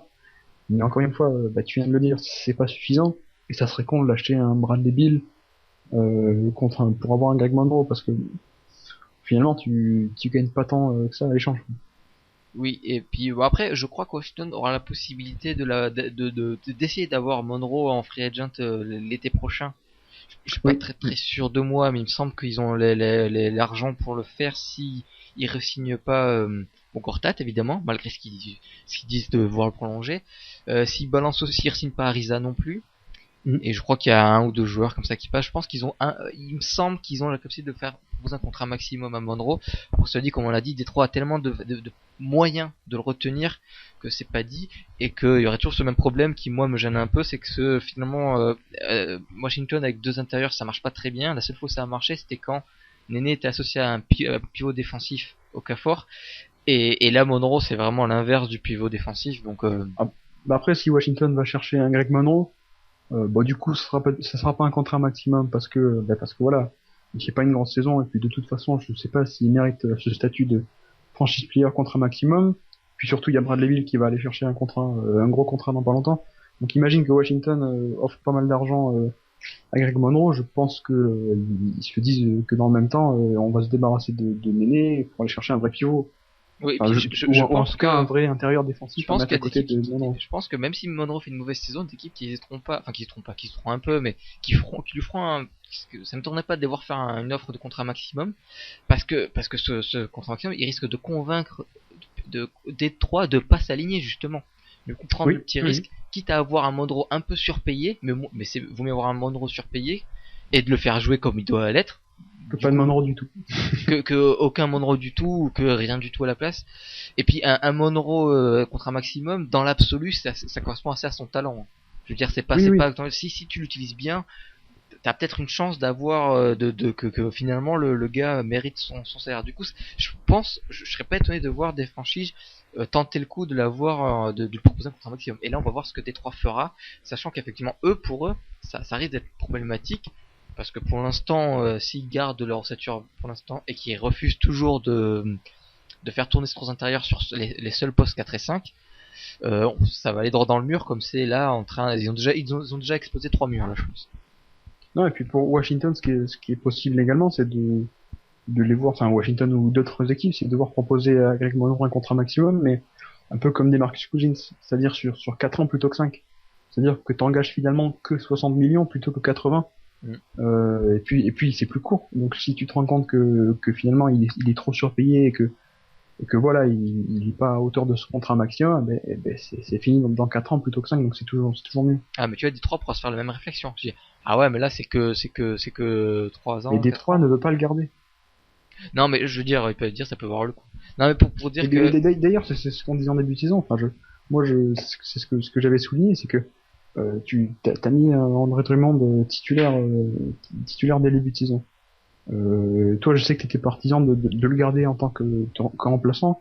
J'étais également d'accord, mais le fait est que sur ce début de saison en tant que titulaire, il a réussi à faire de telles statistiques et avoir un tel impact sur le jeu que tu peux plus faire de marche arrière. Tu peux plus le remettre sur le banc pour replacer Monroe en 5 et Josh Smith en 4. En tout cas, la direction pour l'instant de Détroit, c'est de se dire, on va plutôt axer sur Drummond parce que c'est là qu'il y a le potentiel. On vient de signer Josh Smith, donc on est bien obligé de l'utiliser. On va le mettre en 4 parce que c'est là qui sert le mieux. Et puis le Greg Monroe qui va essayer de nous demander 80 millions ou un contrat maximum bientôt. Et finalement, désolé, on a déjà trouvé l'intérieur. C'est lui qu'on va transférer, quoi. Je pense que c'est ça le raisonnement. Je pense que c'est ça le raisonnement. Mais après, comme je te disais, hein, moi, mon idée de mettre ou tout le monde ou Monroe sur le banc ou qui tu veux sur le banc, c'est avec l'idée de leur filer 30 minutes. Donc, au final, ça aurait été qu'une étiquette, le fait qu'ils soient pas titulaires. Ça aura pas d'impact sur le jeu. Bon, comment tu leur files 30 minutes aux 3? Bah, parce que Drummond et Monroe, ils peuvent jouer 4 et 5, hein. Du coup, tu combines de manière à ce que t'aies toujours deux des trois qui sont sur le terrain, et tu pourras toujours y arriver. Tu auras tout le temps Smith en 4, mais de temps en temps il sera avec Drummond, de temps en temps il sera avec Monroe, et des fois ce sera et quand Smith se soufflera, ce sera Monroe et Drummond sur le terrain. Attends, là je crois que si t'expliquais cette rotation à Danny Boone, je crois qu'il serait perdu déjà. Donc, mais oui, mais justement, c'est peut-être ce qui se passe d'ailleurs. Dumas en train de l'expliquer. Je te dis, Greg Monroe a quand même des ambitions, il veut quand même un gros contrat. Si tu lui dis, bon, on va te mettre en remplaçant, il va dire carrément, transfère-moi, tant pis. Remplaçant sur le poste 4 et 5, tu joues 35 minutes, mon coco. Oui, mais il y a toujours ce petit truc que, voilà. Surtout que, enfin, excuse-moi, mais Greg Monroe, c'est un vrai bon titulaire. Même si tu le fais jouer 30 minutes en sortie de banc, ça arrive rarement que, voilà. Regarde Tyreek Evans cette année, enfin, je sais pas. Oui, Evans au début il joue que 20 minutes. Moi je te parle de faire un vrai temps de jeu. C'est ça la différence. Oui, mais il joue toujours que 25 minutes, mais c'est censé être le joker de luxe. Mais dans les faits, c'est très compliqué à mettre en place. Parce que ils ont pas les. Non, c'est pas si compliqué que ça. Hein. Je pense que c'est juste une histoire d'organisation. C'est pas compliqué. Regarde sur les postes 4 et 5, tu as deux fois 40 minutes. 2 fois 40 minutes là dedans. Me dis pas que t'as pas la place de mettre 3 fois 35 minutes. Ah, on fait des maths maintenant. Non mais voilà, c'est compliqué. Moi, je reprends toujours cet exemple, mais les jokers de luxe, Jason Terry ou Jamal Crawford ou des mecs comme ça qui sortaient du banc, mais pour vraiment des vrais titulaires en sortie de banc, James Harden, c'est parce que devant dans la rotation, il y avait un mec qui était titulaire, mais juste titulaire pour faire bonne figure. Oui, mais là il jouait sur. Là pour Tyreek Evans, t'as des vrais titulaires qui méritent aussi 30 minutes de jeu. C'est pas des Sean Stevenson, c'est pas Thabo Sefolosha qui eux s'ils jouent 20 minutes c'est pas grave. Et là c'est pareil, si tu fais sortir Greg Monroe en sortie de banc, tu te dis tu veux être mon joker de luxe, d'accord, mais c'est à dire que c'est quand même compliqué parce que t'as déjà deux vrais titulaires également devant qui aussi méritent leur temps de jeu. Mais non, c'est pas compliqué.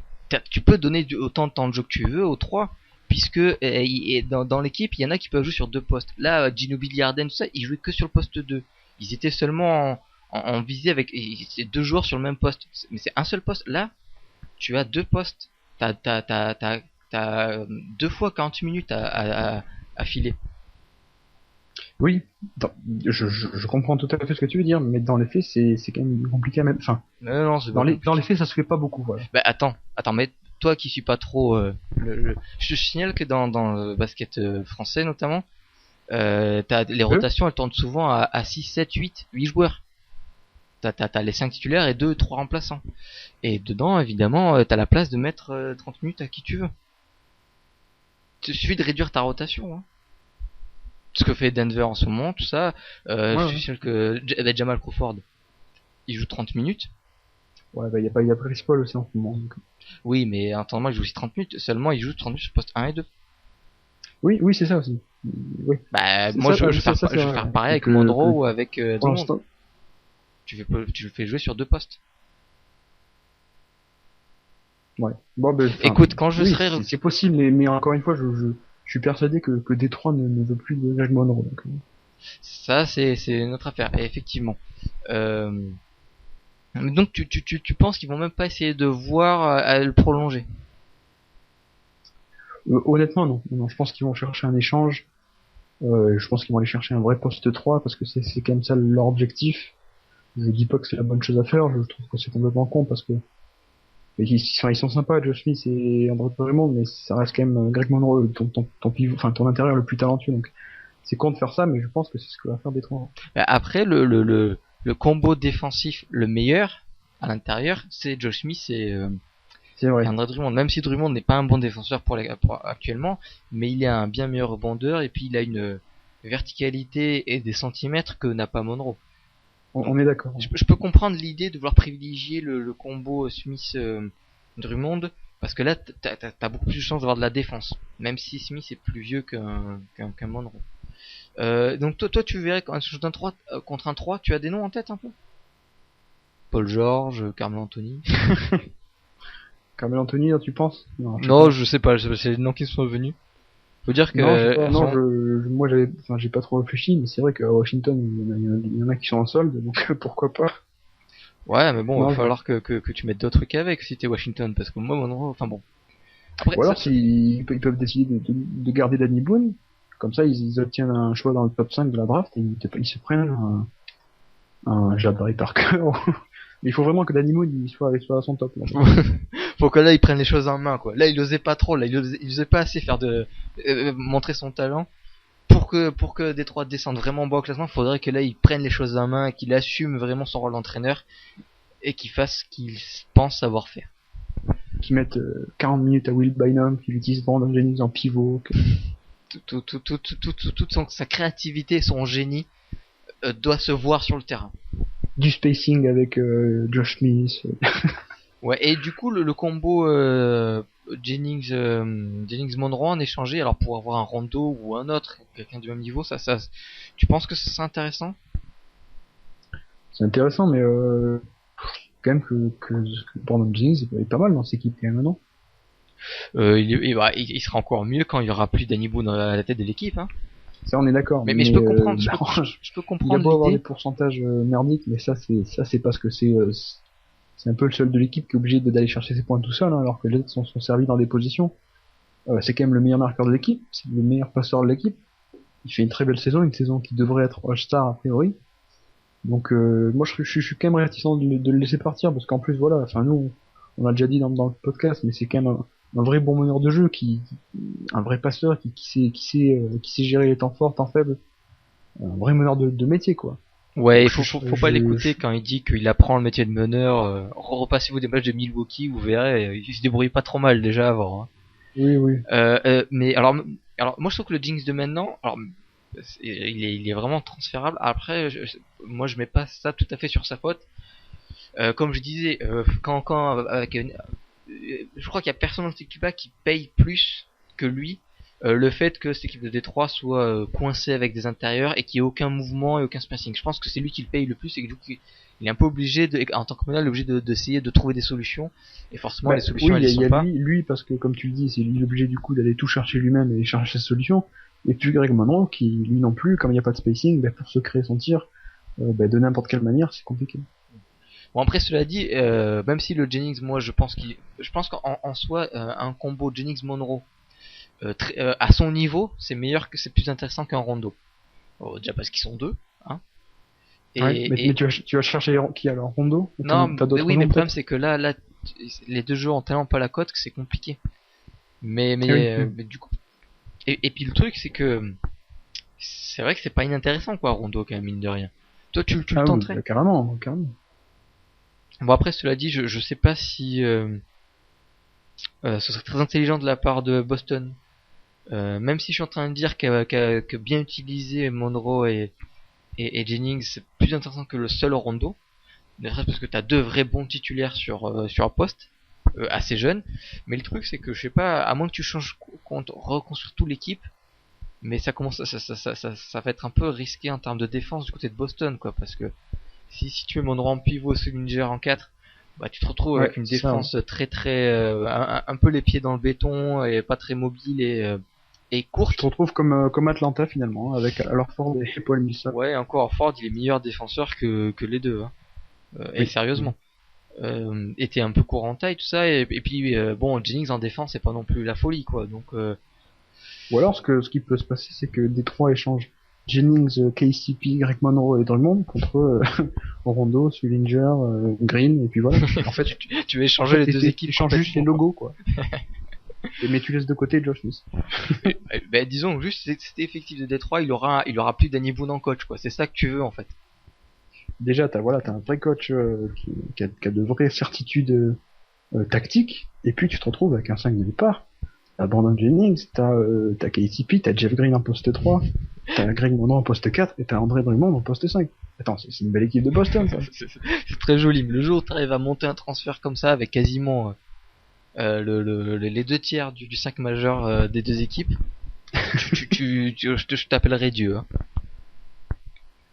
Ouais, bah je vais essayer. Tu t'essayes. Non, mais voilà, donc je sais pas, à moins que t'aies quelque chose à rajouter, je vais peut-être conclure sur cette situation très inconfortable de Greg Monroe pour tout le monde, pour Détroit et pour lui-même, voir comment ça va se passer, parce que là c'est vrai qu'on parle un peu sans trop savoir ce que Détroit pense réellement. Toi t'as peut-être ta petite idée, mais je doute qu'il soit prêt à... Oui, y a rien de sûr, oui. À vraiment faire une croix sur Monroe comme ça. Ou à moins qu'il y ait vraiment un bel échange qui se présente, ce qui est potentiellement intéressant. Attends, je suis en train de réfléchir. Je pense qu'ils sont un peu comme dans le cas de Sacramento l'an passé avec Tyreek Evans, c'est-à-dire on le veut plus trop, on aimerait bien le garder, mais si on a une offre intéressante, bon bah tant pis, quoi. Puis je pense que c'est ce qui va se passer. Et c'est pour ça que la meilleure chose pour Détroit, c'est de mettre en place un échange avant la deadline, parce que c'est là qu'ils pourront utiliser avoir un vrai élément à rajouter à cette équipe pour continuer ensuite après donc la deadline de février à accrocher les playoffs, plutôt que d'avoir tout un fiasco l'été prochain avec oh il y a une équipe qui te fait une offre, est-ce que Détroit va s'aligner, est-ce que finalement il s'aligne mais ça va faire chier le joueur, enfin c'est toujours compliqué quand une équipe s'aligne sur une autre, enfin même Nicolas Batum, hein, c'est ce qui lui était arrivé. Lui, bon, maintenant ça va mieux, mais il était pas content.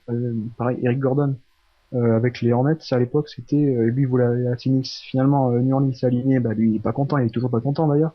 Donc c'est vraiment compliqué, même si le système te permet de le faire, c'est pas la meilleure chose à faire, je trouve, parce que si tu t'alignes, ça veut dire que ton joueur a déjà accepté une offre pour aller jouer ailleurs. Ouais, bon après il y a des joueurs qui acceptent en espérant que son équipe va se faire matcher, ils acceptent pour être sûr d'avoir la thune, quoi. Oui, c'est vrai. Mais voilà, et l'autre élément, c'est quand même que dans le même temps, il y a encore moyen de sauver la saison, quoi. Si tu t'arrives à retrouver à quoi non, il y a Danny Boone. Non, non, mais c'est vrai que rien n'est perdu parce que finalement ils sont toujours pas très loin des playoffs, et bon, une fois que t'es en playoffs, après si t'as une bonne dynamique, un peu comme ce qu'on disait pour Brooklyn, les playoffs c'est comme une nouvelle saison, quoi. Même si tu risques de rencontrer pas mal de costauds en face de toi, bon bah tu restes à rien à perdre, et au moins tu peux, si t'es sur une bonne dynamique, tu peux partir sur de nouveaux espoirs pour l'année d'après, quoi. Oui, de toute façon, une participation en playoff, c'est jamais, même si t'es éliminé au premier tour, c'est jamais mauvais. Enfin, c'est toujours bien pour ta franchise. Ouais, alors je sais pas si Milwaukee qui a fait 3 ou 4 ans 8ème d'affilée. Bah, Milwaukee c'est différent parce que ils avaient pas du tout déjà ils comptaient faire table rase. Mais pour une équipe comme Détroit qui a vraiment un potentiel, qui essaie de rechercher de l'expérience ensemble, de mettre en place une alchimie et tout, ça serait bénéfique cette expérience. Après, le truc, c'est que s'ils font les playoffs, bah, Joe Dumars serait bien capable de garder Danny Boone, donc ça serait la vraie mauvaise nouvelle. Ouais, mais je pense qu'ils peuvent pas faire les playoffs en ayant Danny Boone dans l'équipe, hein. Donc déjà, c'est réglé. C'est assez tordu comme situation. Mais c'est vrai que ce que tu dis, c'est intéressant par rapport à ma comparaison avec Milwaukee, c'est que, effectivement, Milwaukee, à cette époque-là, c'est l'époque justement de Jennings, Bogut, Ilyasova, tout ça, qui fonctionnait pas trop mal, mais qui plafonnait un peu, justement, au niveau du talent, le 8ème de la conférence, c'était leur plafond. Détroit, on sent très bien que le 8ème de la conférence, c'est pas du tout leur plafond. Ils peuvent aller bien plus haut. C'est le plafond inversé. C'est ça. Avec leur l'effectif qu'ils ont sur le papier, si ils arrivent à tout faire marcher ensemble et s'ils arrivent à ce que chacun soit exploité à son meilleur niveau, quoi. Juste pour finir, c'est quand même pas, si Monroe est transféré ou par cet été, c'est pas un énorme camouflet contre eux-mêmes que Détroit s'inflige entre guillemets, parce ils partent en connaissance de cause avec ces transferts intérieurs. Ils disaient quand même que c'était risqué tout ça, parce que là ils sont en train de dire bah si on transfère c'est que ben on a déconné cet été, quoi. Bah, enfin, ce qui est dommage, c'est d'avoir donné 56 millions à Josh Smith, quoi. Parce que voilà, encore une fois, il apporte énormément de choses défensivement, et c'est le point central de cette équipe. Hein. Mais en attaque, il force son playmaking, il force son tir, il force son tir extérieur. Enfin, Bah je trouve que c'est quand même ouais. Bah c'est ce qu'on disait, on se disait signer Josh Smith, c'est une bonne idée sous réserve qu'il soit utilisé en 4. Sinon quoi, c'est une connerie. Et effectivement, non utilisé en 4, c'est une connerie. Ça on l'avait dit. Après sur le coup Ils ont recruté Josh Smith avant Brandon Jennings. C'est dommage parce que je pense qu'une équipe, enfin, s'ils avaient signé Jennings en premier lieu, se serait retrouvé avec Jennings, une raquette Monroe, Drummond, et là ça m'aurait pas dérangé de faire justement démarrer Drummond, parce que ça permet à un Greg Monroe qui est pas un foutre de guerre en défense de décaler poste 4. Ça aurait été je pense une belle je suis pas tout à fait d'accord, parce que je pense vraiment que le trio Jennings, Monroe, Drummond défensivement est quand même trop limité. C'est un socle défensif, tu peux pas rattraper ça, quoi, en termes de défense. C'est pour ça que je trouve que qui tu prenais en poste 3 du coup. Même, je veux dire, même si tu prends un Kawhi Leonard et Paul George sur le poste 2 et 3, bon Paul George c'est peut-être pas le meilleur exemple parce qu'il peut faire des choses en attaque aussi. Mais tu prends un Tony Allen et Kawhi Leonard sur poste 3, je suis pas sûr que t'aies une équipe vraiment bonne défensivement, parce que déjà intérieurement tu te fais percer dans tous les côtés. Et comme je pense que les postes intérieurs et le poste de meneur c'est assez décisif. En défense, je veux dire, le meneur c'est un peu la tête de proue de la défense. C'est celui qui est chargé de perturber le mec qui organise le jeu en face, donc forcément là ça aide pas. Et un secteur intérieur où justement pour toutes les aides défensives, pour vraiment couper l'accès au panier à haut pourcentage, c'est eux qui doivent être présents. Si t'as rien de ce côté-là, Bah, après je pense que Monroe a encore une marge de progression de ce côté-là. Apprendre à lire les défenses, apprendre justement comme tu l'as dit à venir aider défensivement côté faible, à faire les bonnes rotations. Il deviendra jamais Joaquin Noah ou Roy Hibbert, mais il y a quand même du potentiel. Et puis il y a des mecs c'est vrai que Brandon Jennings c'est dommage parce qu'en défense il se fait quand même souvent trop, et tu l'as dit, c'est ton premier rideau défensif, donc après ça va mal. Mais je peux te citer des mecs comme Stephen Curry ou même Damian Lillard de temps en temps qui se font trouver. Bah, eux, l'avantage c'est que derrière il y a un Andrew Bogut qui fait le ménage, qui peut combler, et il y a pareil un mec comme Robin Lopez qui peut aussi combler les erreurs. Donc c'est finalement il y a une possibilité, et puis si Greg Monroe, enfin si André Drummond arrive à s'améliorer de ce côté-là, c'est pas non plus scandaleux. en misant sur la progression des têtes intérieures, effectivement ça peut être intéressant, mais c'est assez risqué, hein. Je crois que ça fait 3 ans que DeAndre Jordan essaie de devenir un bon défenseur. Non mais c'est ça aussi, c'est ça qui est dommage, on va peut-être finir là-dessus, c'est que finalement t'abandonnes dans l'affaire, enfin a priori Détroit serait plutôt enclin à abandonner Greg Monroe, donc un mec à potentiel, pour un Josh Smith qui a l'efficacité douteuse, et malgré les belles qualités défensives, bah, est quand même beaucoup plus vieux, moins de potentiel, et encore une fois pas très efficace. Donc c'est là aussi c'est dommage de ce point de vue-là, du point de vue potentiel. On conclura que tout ce qu'il faut c'est qu'on soit recruté comme head coach de Détroit, là les choses s'amélioreront. Je n'ai que cette solution viable à l'esprit. Mais écoute, on va clore le chapitre des Pistons pour l'instant. On les retrouvera quand il y aura effectivement un transfert ou quand notre ami Danny sera licencié. En attendant, on va répondre à la question de notre fidèle auditeur à la douchette, que j'ai pas sous les yeux, donc je l'ai pas tout à fait en tête, mais on va faire sans. Il voulait un peu savoir à quel point un banc pouvait être déterminant ou pas pour un effectif, notamment pour viser un titre. Hein. Et il notait notamment, comme ce qu'on avait dit l'année dernière sur Golden State, qui avait récupéré Jordan Crawford et que ça allait améliorer leur banc. Je me souviens de l'exemple des Portland Trail Blazers où on disait que leur problème l'année dernière c'est qu'ils avaient vraiment un banc tout faible. Là ils l'ont renforcé et forcé de reconnaître que cette année Portland se débrouille plutôt bien.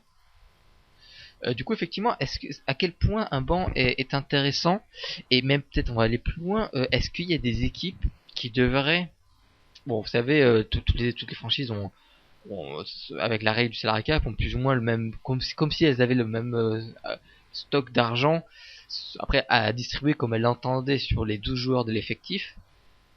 Est-ce qu'il vaut mieux du coup blinder ce titulaire, avoir des titulaires très haut niveau et du coup très très cher, quitte à devoir un peu racler le fond de tiroir pour le banc, ou au contraire avoir une équipe très homogène avec des joueurs plutôt bons tant sur le terrain mais aussi sur le banc. Bon, je caricature un peu, mais où on place le curseur, c'est un peu la question à laquelle on va essayer de répondre. Premièrement, est-ce que tu penses que ça vaut le coup de mettre pas mal de ces billes sur ton banc, ou au contraire tu vois que ça vaut pas l'argent que tu risques d'y mettre, quoi. Finalement l'apport est pas suffisant pour que ça vaille le coup d'investir réellement sur un excellent banc. Commence déjà par nous dire quel est ton avis. Bah, évidemment, enfin c'est important d'avoir un banc. Je pense qu'au moment des playoffs, ça l'est peut-être un peu moins parce que bah tu t'es quand même moins réticent de faire jouer tes titulaires jusqu'à 40 minutes de jeu voire plus, hein, parce que voilà. De toute façon, si tu perds le match, c'est la fin de la saison. Mais pour survivre sur une saison NBA sur 82 matchs, je pense que c'est quand même primordial. Et de toute façon, tu viens de le dire, hein, le cas le plus parlant, c'est celui de Portland la saison passée, qui s'est construit un très très très bon 5 de départ, qu'avec donc Lillard, Matthews, Batum, Aldridge et J.J. Hickson, qui même s'il avait ses défauts en défense, il faisait le job, hein, quand même. Mais le problème c'est qu'il y avait personne sur le banc, quoi. C'était le pire banc de NBA et ça leur a coûté, enfin c'est une des raisons qui leur a coûté une participation en playoff l'an passé. Et là on a vu cette année que ils ont recruté, ils ont pris un Mo Williams qui assure bien la main et qui permet à Damian Lillard de jouer un peu en poste 2, donc sans le ballon, donc c'est déjà pas mal. Un mec comme Joel Freeland, le Britannique, qui fait aussi qui rend de très bons services autant défensivement qu'offensivement. Après, je pense qu'on peut être un peu déçu de mecs comme Dorell Wright ou Thomas Robinson, même si la saison n'est pas finie. Mais c'est on croit toujours en Thomas Robinson, ça faut le dire, ça. Thomas, on croit toujours en toi, un jour tu vas y arriver, t'en veux pas. Non, mais c'est bien d'avoir au moins ce genre de talent-là qui ont déjà prouvé en NBA, parce que même s'ils font pas des bonnes saisons, peut-être que de temps en temps ils vont pouvoir te sortir un gros match. Et ils ont quand même l'expérience, ils ont le talent pour évoluer à ce haut niveau, alors que l'an passé, t'avais des mecs, limite, enfin, ils avaient pas le talent nécessaire, quoi. C'était juste des mecs qui étaient de passage. Donc c'est l'exemple de Portland est peut-être le plus parlant, et aujourd'hui, on voit où ça mène, hein. Ils sont parmi les premiers de la conférence Ouest. Ouais, mais l'avantage d'avoir un banc très solide, pas forcément super talentueux, c'est pas spécialement le cas, mais très solide, c'est que tu gardes une intensité, une pression sur l'équipe adverse durant tout le match. Quand les titulaires sortent, si tu as toujours des défenseurs rageux et qui savent bien jouer au ballon, exemple San Antonio, où quand les remplaçants rentrent, même si c'est moins bon, ça reste dur à avaler. C'est super dur pour une équipe adverse de pas avoir de temps de pause, surtout si cette équipe là n'a pas le même répondant sur le banc. Du coup là il y a déjà un petit match-up qui se perd et qui peut être décisif. Après je trouve que dans la conquête d'un titre, les bancs ont souvent été décisifs. Ce sont des exemples un peu ponctuels, donc ça a peut-être pas extrêmement grande valeur, mais un peu avant l'émission, je te parlais déjà de l'année dernière et de Miami, qui voit un Mike Miller sortir du frigo, hein, parce que toute l'année on l'avait pas vu, et puis là il t'enchaîne les 3 points. Le côté Factor X qui vient, quoi, et qui est pas forcément attendu. Même Quincy Poindexter, hein, qui avait mené Memphis en finale de conférence l'an passé. Oui, et là il rigole pas, la gamme. Et là il rigole pas, c'était vrai. Apporter vraiment des trucs, alors que ça peut être ou de manière surprenante ou juste ton équipe tu la calibres sur les titulaires, tu sais quoi faire avec eux, t'as des plans de bataille pour eux, tu connais les joueurs, tu les attends. Et du coup des fois quand tout ça c'est à niveau égal, c'est le petit plus qu'apporte quelqu'un du banc qui fait la différence. Du coup ça peut être important. Et puis ce qui est intéressant, surtout en playoff, moi je te dis je pense qu'il y a une majorité de coachs, et je suis quand même assez d'accord, qui ils vont être plus enclins pendant les playoffs à faire jouer leurs titulaires plus longtemps, parce que comme je te dis, si tu perds la saison est finie, donc t'as rien à perdre presque. Mais ce qui est intéressant, et ce qui est même primordial, c'est que si t'as un bon banc, et si t'as de bons joueurs sur le banc, pas forcément super talentueux, mais les bons joueurs qu'il faut, ben, sur une série de playoffs où t'affrontes la même équipe 4, 5, 6, 7 fois, évidemment, ça sera toujours le même match-up, mais souvent le gagnant, et là où le bon peut être intéressant, c'est parce que c'est là où tu vas arriver à faire les ajustements gagnants. Et c'est là-dessus que, ben, encore une fois, on prend un exemple de l'an passé, une équipe comme Golden State, c'est exactement de cette manière qu'ils sont arrivés à passer le premier tour contre Denver et à pousser San Antonio jusqu'à un presque septième match. C'est parce que il y avait pas de David Lee, mais Mark Jackson est quand même arrivé à faire de super ajustements tout le long des playoffs, en s'appuyant énormément sur le banc. Donc je pense d'abord évidemment à Jared Jack qui a fait des allers-retours sur le banc. Moi je pense à dans Kent le Bazemore. 5 de départ. Moi je pense à Kent Bazemore, moi. Non, pas toi? Kent Bazemore, dans ce premier match contre. Non, il y a des mecs comme Carl Landry évidemment. Oui. Un mec comme Festus Ezeli, on a vu Jackson qui a fait énormément de rotation, une formule différente dans sa raquette. Parfois en utilisant Bogut et Ezeli, parfois en utilisant Draymond Green en poste 4, parfois en utilisant du Carl Landry. Donc c'était vraiment à mon avis la grande force de cette équipe de Golden State, c'est d'avoir su faire tous ces ajustements. Et encore une fois, c'est différent de la saison régulière parce que là tu joues la même équipe jusqu'à 6 ou 7 fois. Tu la joues 7 fois d'affilée. Donc évidemment, il va falloir à chaque fois essayer de trouver des nouvelles solutions et s'adapter à chaque fois de ce que propose l'adversaire. Donc c'est très différent de 5 matchs de saison régulière et 5 matchs de playoff. Et c'est là-dessus que je pense un banc peut être primordial. Ouais, et puis souvent on voit qu'il y a des joueurs comme ça qui ressortent en playoff en temps du banc, et du coup après si on les connaît, c'est aussi pour ça. On parlait de Draymond Green, mais s'il avait pas fait les playoffs qu'il avait fait et l'impact qu'il avait eu, on n'en aurait pas beaucoup parlé. Alors finalement dans la saison il était là aussi, hein. Peut-être pas aussi intense parce que c'est pas le même contexte, mais il était là on connaît. DJ Barea de l'époque où Dallas était champion, il sortait du banc, et effectivement il aurait jamais eu son contrat à 4 ou 5 millions l'année sans l'impact qu'il avait eu durant ces playoffs là. Tony Allen, Dirk Nowitzki joue le basket de sa vie, mais Barea aussi, c'est ça. Et tous les Tony Allen, les James Posey, tout ça, c'est pas pour rien qu'on les connaît, qu'à un moment donné ils étaient assez beaucoup de personnes essayaient de les avoir sur le marché des transferts. C'est que vraiment il y a matière, il y a une place pour faire basculer un match avec des remplaçants. Du coup effectivement ça vaut le coup de miser dessus. Ça permet aussi, comme tu l'as dit un petit peu à Golden State, d'avoir une belle modularité de jeu. Je veux dire de répondre à certaines particularités d'une équipe d'en face. Je veux dire par exemple une équipe qui a une habituée à jouer avec deux intérieurs classiques, si en face d'elle il y a un 4 qui est un peu plus extérieur et qui est un peu plus rapide, bah si derrière t'as un 4 du même style et qui est pas mauvais, bah tu pourras répondre à ce défi-là tactique différent. Du coup il y a toute cette mobilité là, et puis le côté comme on dit, et puis après je pense que un bon moment c'est beaucoup une histoire de profil. On a parlé de Barea, de Tony Allen, c'est le prix du défenseur qui est là quoi qu'il arrive, un peu sur plusieurs postes, et qui va t'abîmer chaque fois que tu changes le terrain. Et il y a le pétard en sortie de banc qui lui est un peu le pyromane de l'équipe, mais il faut toujours surveiller. Du coup quand il est sur le terrain il peut se passer des choses, mais si tu le mets en titulaire il va te flinguer ton équipe, mais là non. Du coup il y a vraiment des choses à faire. Donc un banc forcément c'est intéressant. Après la question qui se pose c'est est-ce qu'il faut vraiment mettre ses billes dessus, presque au détriment des fois du 5 majeur. Est-ce que tu as une petite opinion là-dessus?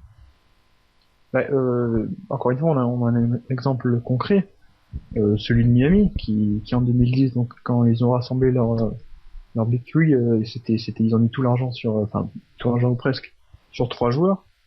Dans les faits, c'était donc d'avoir ces 3 joueurs majeurs, et puis on prenait un peu ce qui restait, mais c'est pas grave parce que la philosophie de Miami, c'est d'avoir de toute façon toujours sur le terrain soit LeBron James, soit Dwayne Wade, et c'est en ça que Spoelstra est très habile dans ses rotations. C'est parce qu'il arrive à toujours avoir l'un des deux sur le terrain, Ce qui fait que tu peux dire c'est toujours l'un des deux qui est le leader de ta seconde unité, donc finalement t'as pas besoin de banc. Mais bon, là où c'est différent, c'est que Miami s'attendait pas du tout à avoir de banc solide, parce qu'il n'y avait pas l'argent pour. Mais dans les faits, les joueurs étaient tellement attirés par l'idée de jouer avec LeBron James, de jouer avec cette équipe-là, qu'ils sont venus à Miami en acceptant de baisser leur salaire. Donc c'est peut-être un exemple biaisé aussi que tu. J'ai cru que tu allais dire acceptant de baisser leurs pantalons.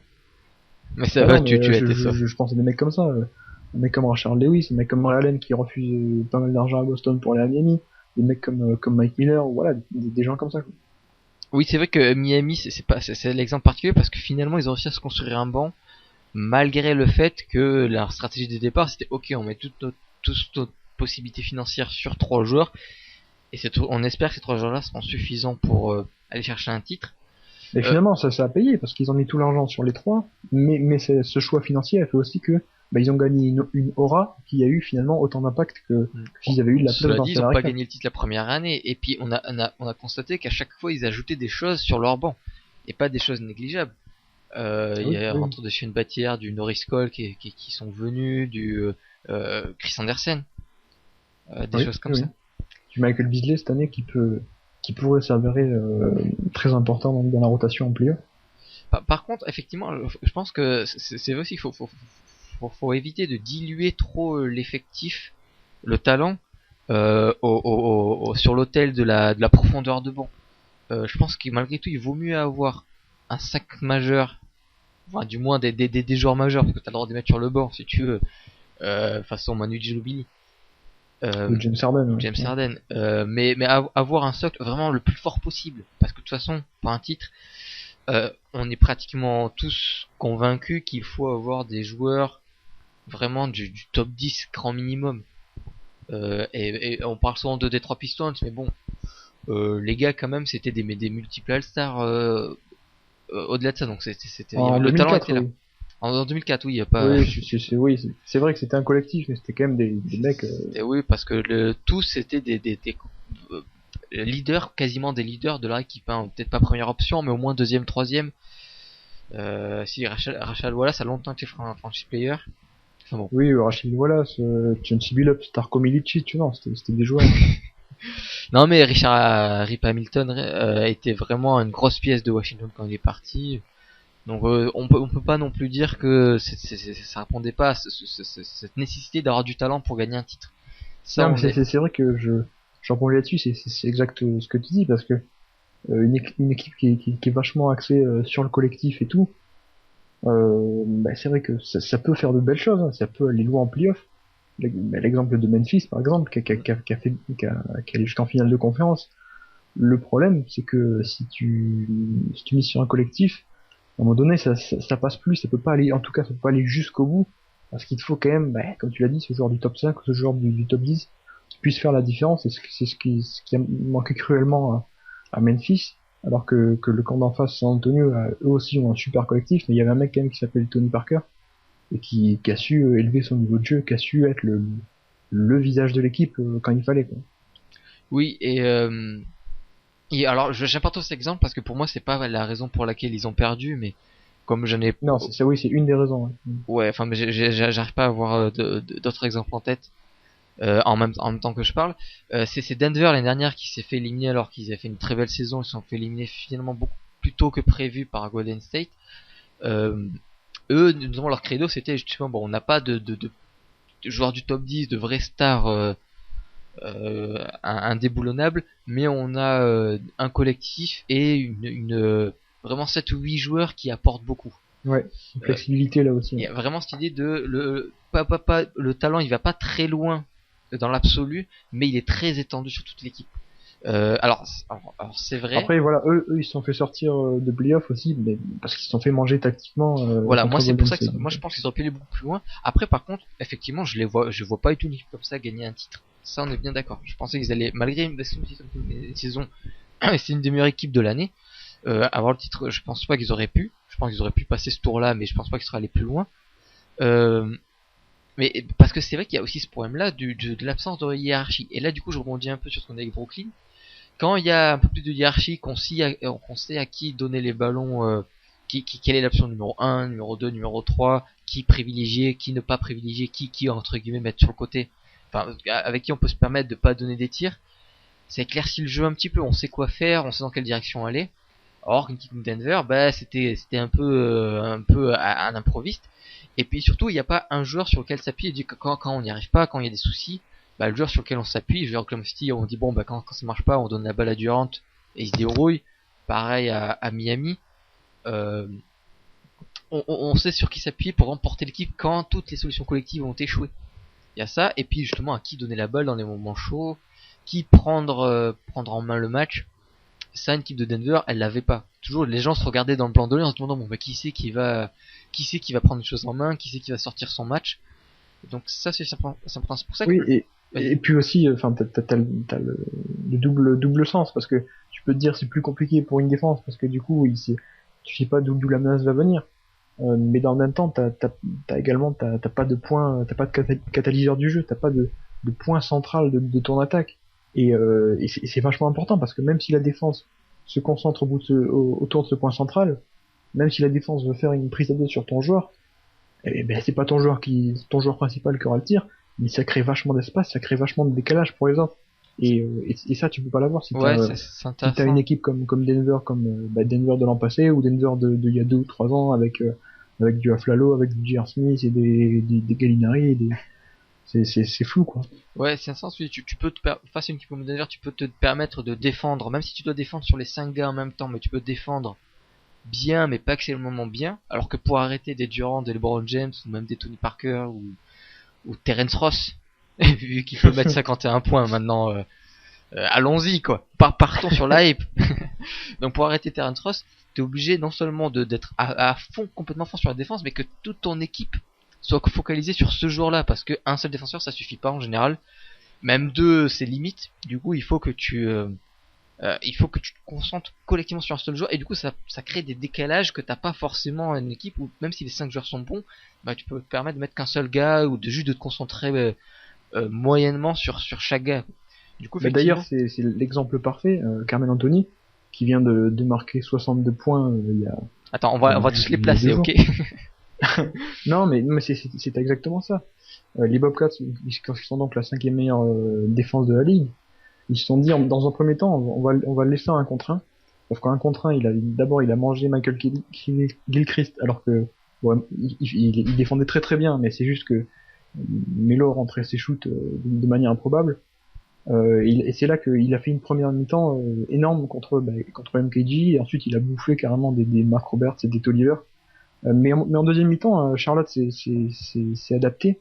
Beaucoup plus de prises à deux sur Carmelo Anthony. Il a moins scoré en deuxième mi-temps. Bon, il était aussi plus fatigué, mais il a moins scoré. Plus de prises à deux sur Carmelo Anthony. Mais c'est pas pour ça que New York allait moins bien. Au contraire, Charlotte était encore au contact dans toute cette première mi-temps, malgré les 37 points de Carmelo Anthony.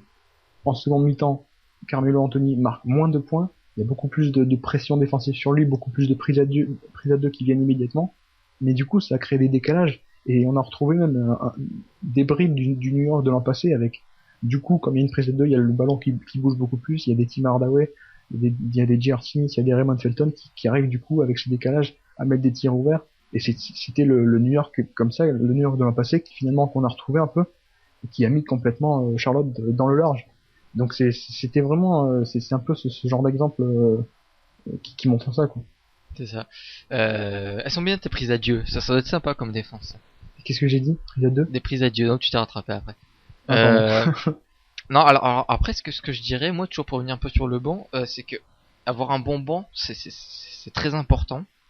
Mais faut pas que ce soit au détriment de tes titulaires, de tes piliers, de choses comme ça, parce que ça reste le truc principal. Après, si tu vois un bon banc à côté, c'est bien, mais faut pas que ce soit au détriment de ça, comme on vient de le dire. Et peut-être après, le banc il se construit surtout avec des joueurs, des profils intéressants qui collent avec l'équipe. C'est plus pas forcément mettre toutes tes billes sur ton banc, mais vraiment, moi j'ai le sentiment que faut choisir les bons joueurs, avec surtout le bon état d'esprit. Là, ça peut être intéressant, un peu ce que fait San Antonio continuellement. D'ailleurs, on le voit. San Antonio faire sortir des joueurs qui sortent de nulle part et les rendre bons quoi. On a l'impression. Gary Neal c'était l'exemple, même si il était un peu saoulant, mais Gary Neal ou Matt Bonner Matt- ou des mecs comme ça, Ah, c'est des pourquoi pas moi quoi. C'est bah, tu le regardes jouer, tu te dis mais en fait mais pourquoi pas moi. Moi si je suis dans ce système, ben pourquoi pas moi, je ferais pareil que lui. c'est un peu des Danny Boone, mais pour San Antonio, ça devient. Mais C'est des pourquoi pas moi. Mais c'est ça, c'est comme Brian Scalabrine, c'était un pourquoi pas moi. c'est ça, c'est presque le système ou même les titulaires qui rendent bon ton banc en fait. Alors Ouais, faut ouais. pas prendre n'importe quel tringle à rideau non plus quoi. Euh, mais Non, si, mais après c'est vrai que c'est pour rebondir là-dessus, c'est vrai que c'est important d'avoir du talent, mais faut pas non plus que tu forces trop sur le talent. C'est peut-être même plus important d'avoir les bons joueurs au bon endroit plutôt que plein de talent sur ton banc. Je prends encore une fois l'exemple des Pelicans. Tu vas me sauter à la gorge, mais dans les faits ça marche pas, donc je l'utilise encore. vas-y. Ils ont des mecs comme Tyreek Evans, c'est comme Ryan Anderson qui sortent du banc. Mais à côté de ça, bah, y a pas grand chose. Il n'y a pas les bons mecs. Notamment au niveau du spacing, ils ont personne pour faire du spacing sur ce banc. Et donc c'est là que ça bloque. Donc c'est même s'ils ont peut-être deux des meilleurs remplaçants de toute la NBA, bah, dans les faits ils n'ont pas à côté des joueurs qui collent et qui pour améliorer le fond de jeu de cette équipe, en l'occurrence des vrais shooters et du spacing. Tout à fait. Peut-être pour conclure, euh, Oui. tu penses quand même, je veux dire, est-ce que tu penses que vraiment une équipe qui a deux très bonnes équipes, deux très bons 5 majeurs qui se rencontrent, si le banc de l'un est plus fort que le banc de l'autre, est-ce que tu penses que vraiment l'avantage est décisif, déterminant, ou que c'est un avantage parmi d'autres, comme ça peut être aussi le fait qu'il y a un pivot plus grand, enfin plus de centimètres, ou d'autres plus athlétiques. Ou est-ce que tu penses que voilà, c'est vraiment quand tu vois un match-up comme ça, tu dis ah attention, il y a un banc qui est un peu plus fort, ça peut être décisif. C'est une des clés évidemment, mais Mais pas c'est plus que vraiment les pas la autres, quoi. seule. Non, c'est vraiment pas la seule, parce que de toute façon, bah, d'une part, c'est bien d'avoir un banc plus fort que l'autre, mais si tes titulaires sont pas au niveau, bah, et touchent pas une bille sur le match, t'as aucune chance parce que voilà. Et puis l'autre aspect qui est à mon avis aussi important que le banc, si ce n'est plus, c'est ton coaching, c'est la manière dont tu t'organises, c'est la manière dont tu développes ton jeu, la manière dont tu attaques la défense adverse, la manière dont tu abordes bah, l'attaque adverse de l'autre côté du terrain. Il y a tout cet aspect coaching, je pense, est au moins aussi important, si ce n'est plus, que d'avoir ben, un mec qui sait shooter sur le banc ou un mec qui sait faire la différence sur le banc, même si c'est important. Et c'est ça, ouais, ça peut être un avantage, mais parmi d'autres. Je veux dire, il y a des équipes qui ont une grande taille, c'est un avantage, ou alors qui sont très rapides, c'est un avantage. Après, il y a pas de quoi privilégier un avantage par rapport à un autre, quoi. Si on construit une équipe, c'est une chose à viser parmi d'autres. De toute façon, je vais te dire, hein, peut-être pour conclure, la vraie clé, si tu veux construire une équipe qui veut aller jusqu'au titre, t'as juste à prendre LeBron James, quoi. Effectivement. Oui, et en plus de nos jours, et moi j'aime bien ce format-là. Je trouve que finalement, le banc il intègre de plus en plus le 5 majeur et vice versa. Si tu vois ce que je veux dire, peut-être essayer des Non, fois, vas-y, développe. tu as ton 5 majeur qui est ton meilleur 5, mais dedans t'as 2 ou 3 stars, et autour c'est plutôt du role player, du mec qui font les petites tâches, qui sont presque des joueurs de banc en fait. Et tu mets quelques titulaires, tu les mets plutôt sur le banc pour délayer un peu le talent sur la durée du match. Euh, C'est ça, ouais. du coup, même cette notion de banc, je me demande même si on ne devrait pas la prendre en compte quand on prenait le Oklahoma City de l'époque à James Harden. Je sais pas, moi dans le banc, j'ai presque pas envie de compter James Harden. Presque le vrai banc pour moi, c'est Folosha et Collison et compagnie. Parce Ah que ouais, je vois ce que tu veux dire.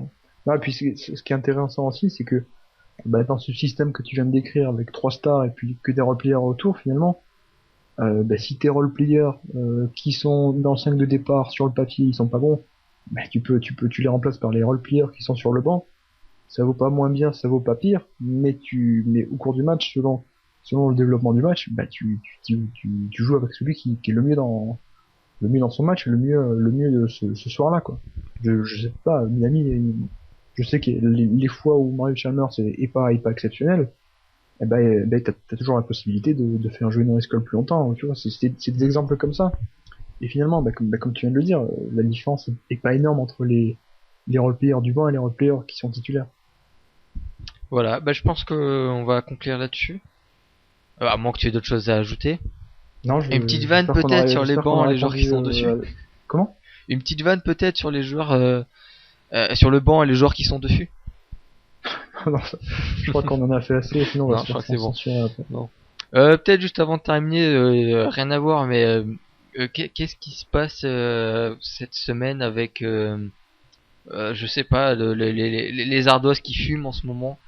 Durant qui, quelques jours avant, met 54 points, son record en carrière. Après, il enchaîne 46 points. Le lendemain, Aldridge, 44 points, record en carrière, si je dis pas de bêtises. Ouais. Melo qui fait péter les chiffres des Knicks, 62 points. Et on l'a un peu dit, Terence Ross qui est en train de dire de renvoyer chez sa mère Vince Carter avec 51 points. Juste pour info, Terence Ross sur la saison, même si depuis le départ de Rudy Gay il joue beaucoup plus et il marque beaucoup plus, mais sur la saison c'est même pas 10 points par match. Donc je sais pas. Son précédent record en carrière c'était 26. C'était 26. Ouais. Aujourd'hui c'est 51. Voilà, sachant que celui d'Aldridge c'est que 44, je veux dire il y en a un qui a de quoi être jaloux quoi. Oui, et puis jusqu'à il y a pas si longtemps, celui de Durant était aussi dans les quarantaines. Ah oui, donc il y a jusqu'à une semaine. oui voilà, donc je sais pas, c'est semaine de Noël, c'est un truc comme ça, peut-être, je sais pas. Ouais. Ouais, un mois en retard. Un mois en retard, mais c'est le temps de digérer la bouffe quoi, je pense. Après nous, on le prend quand même avec plaisir. Hein. Oui, puis tu sais, moi j'ai fait un cas. Le Durant c'était contre une belle équipe de Portland. Le Carmelo Anthony c'était contre une belle équipe défensive des Bobcats. Terence Ross, c'était contre qui Terence Ross? Je sais pas. Donc c'était pas mal non plus défensivement. Qui ont perdu. Toronto qui a perdu. 54 points n'ont pas suffi à gagner. Bon, tu parles de cadeau en retard, mais cela dit, moi le cadeau que j'ai commandé sur internet pour ma famille, il est arrivé que la semaine dernière. Donc cela dit, c'est pas si éloigné de la vérité. Bon. Non, écoute. Peut-être que c'est justement, tu sais, ça va être bientôt la dernière semaine de David Stern en poste. Ah ouais. C'est des cadeaux. Peut-être c'est politique, c'est un complot. Vous profitez bien des derniers instants que je suis là, ouais, c'est sympa. Après, ça sera bien moins drôle après. Voilà, sur ces chiffres dantesques qu'on va vous laisser. Écoute, Guillaume, je te dis la semaine prochaine. Ouais, on va essayer de tirer Lucas de sa rêverie Phoenix Sunsienne. et on va essayer de lui enlever de la gueule la peau de Indiana Pacers qui veut toujours pas enlever. Ça son gibier.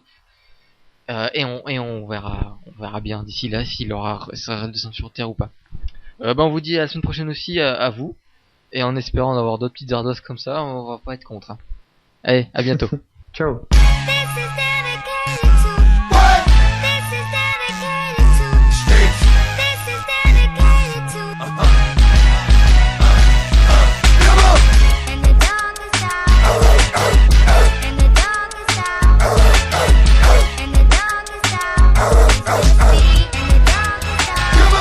Starting to get a little too big for the cage that I've been trapped in.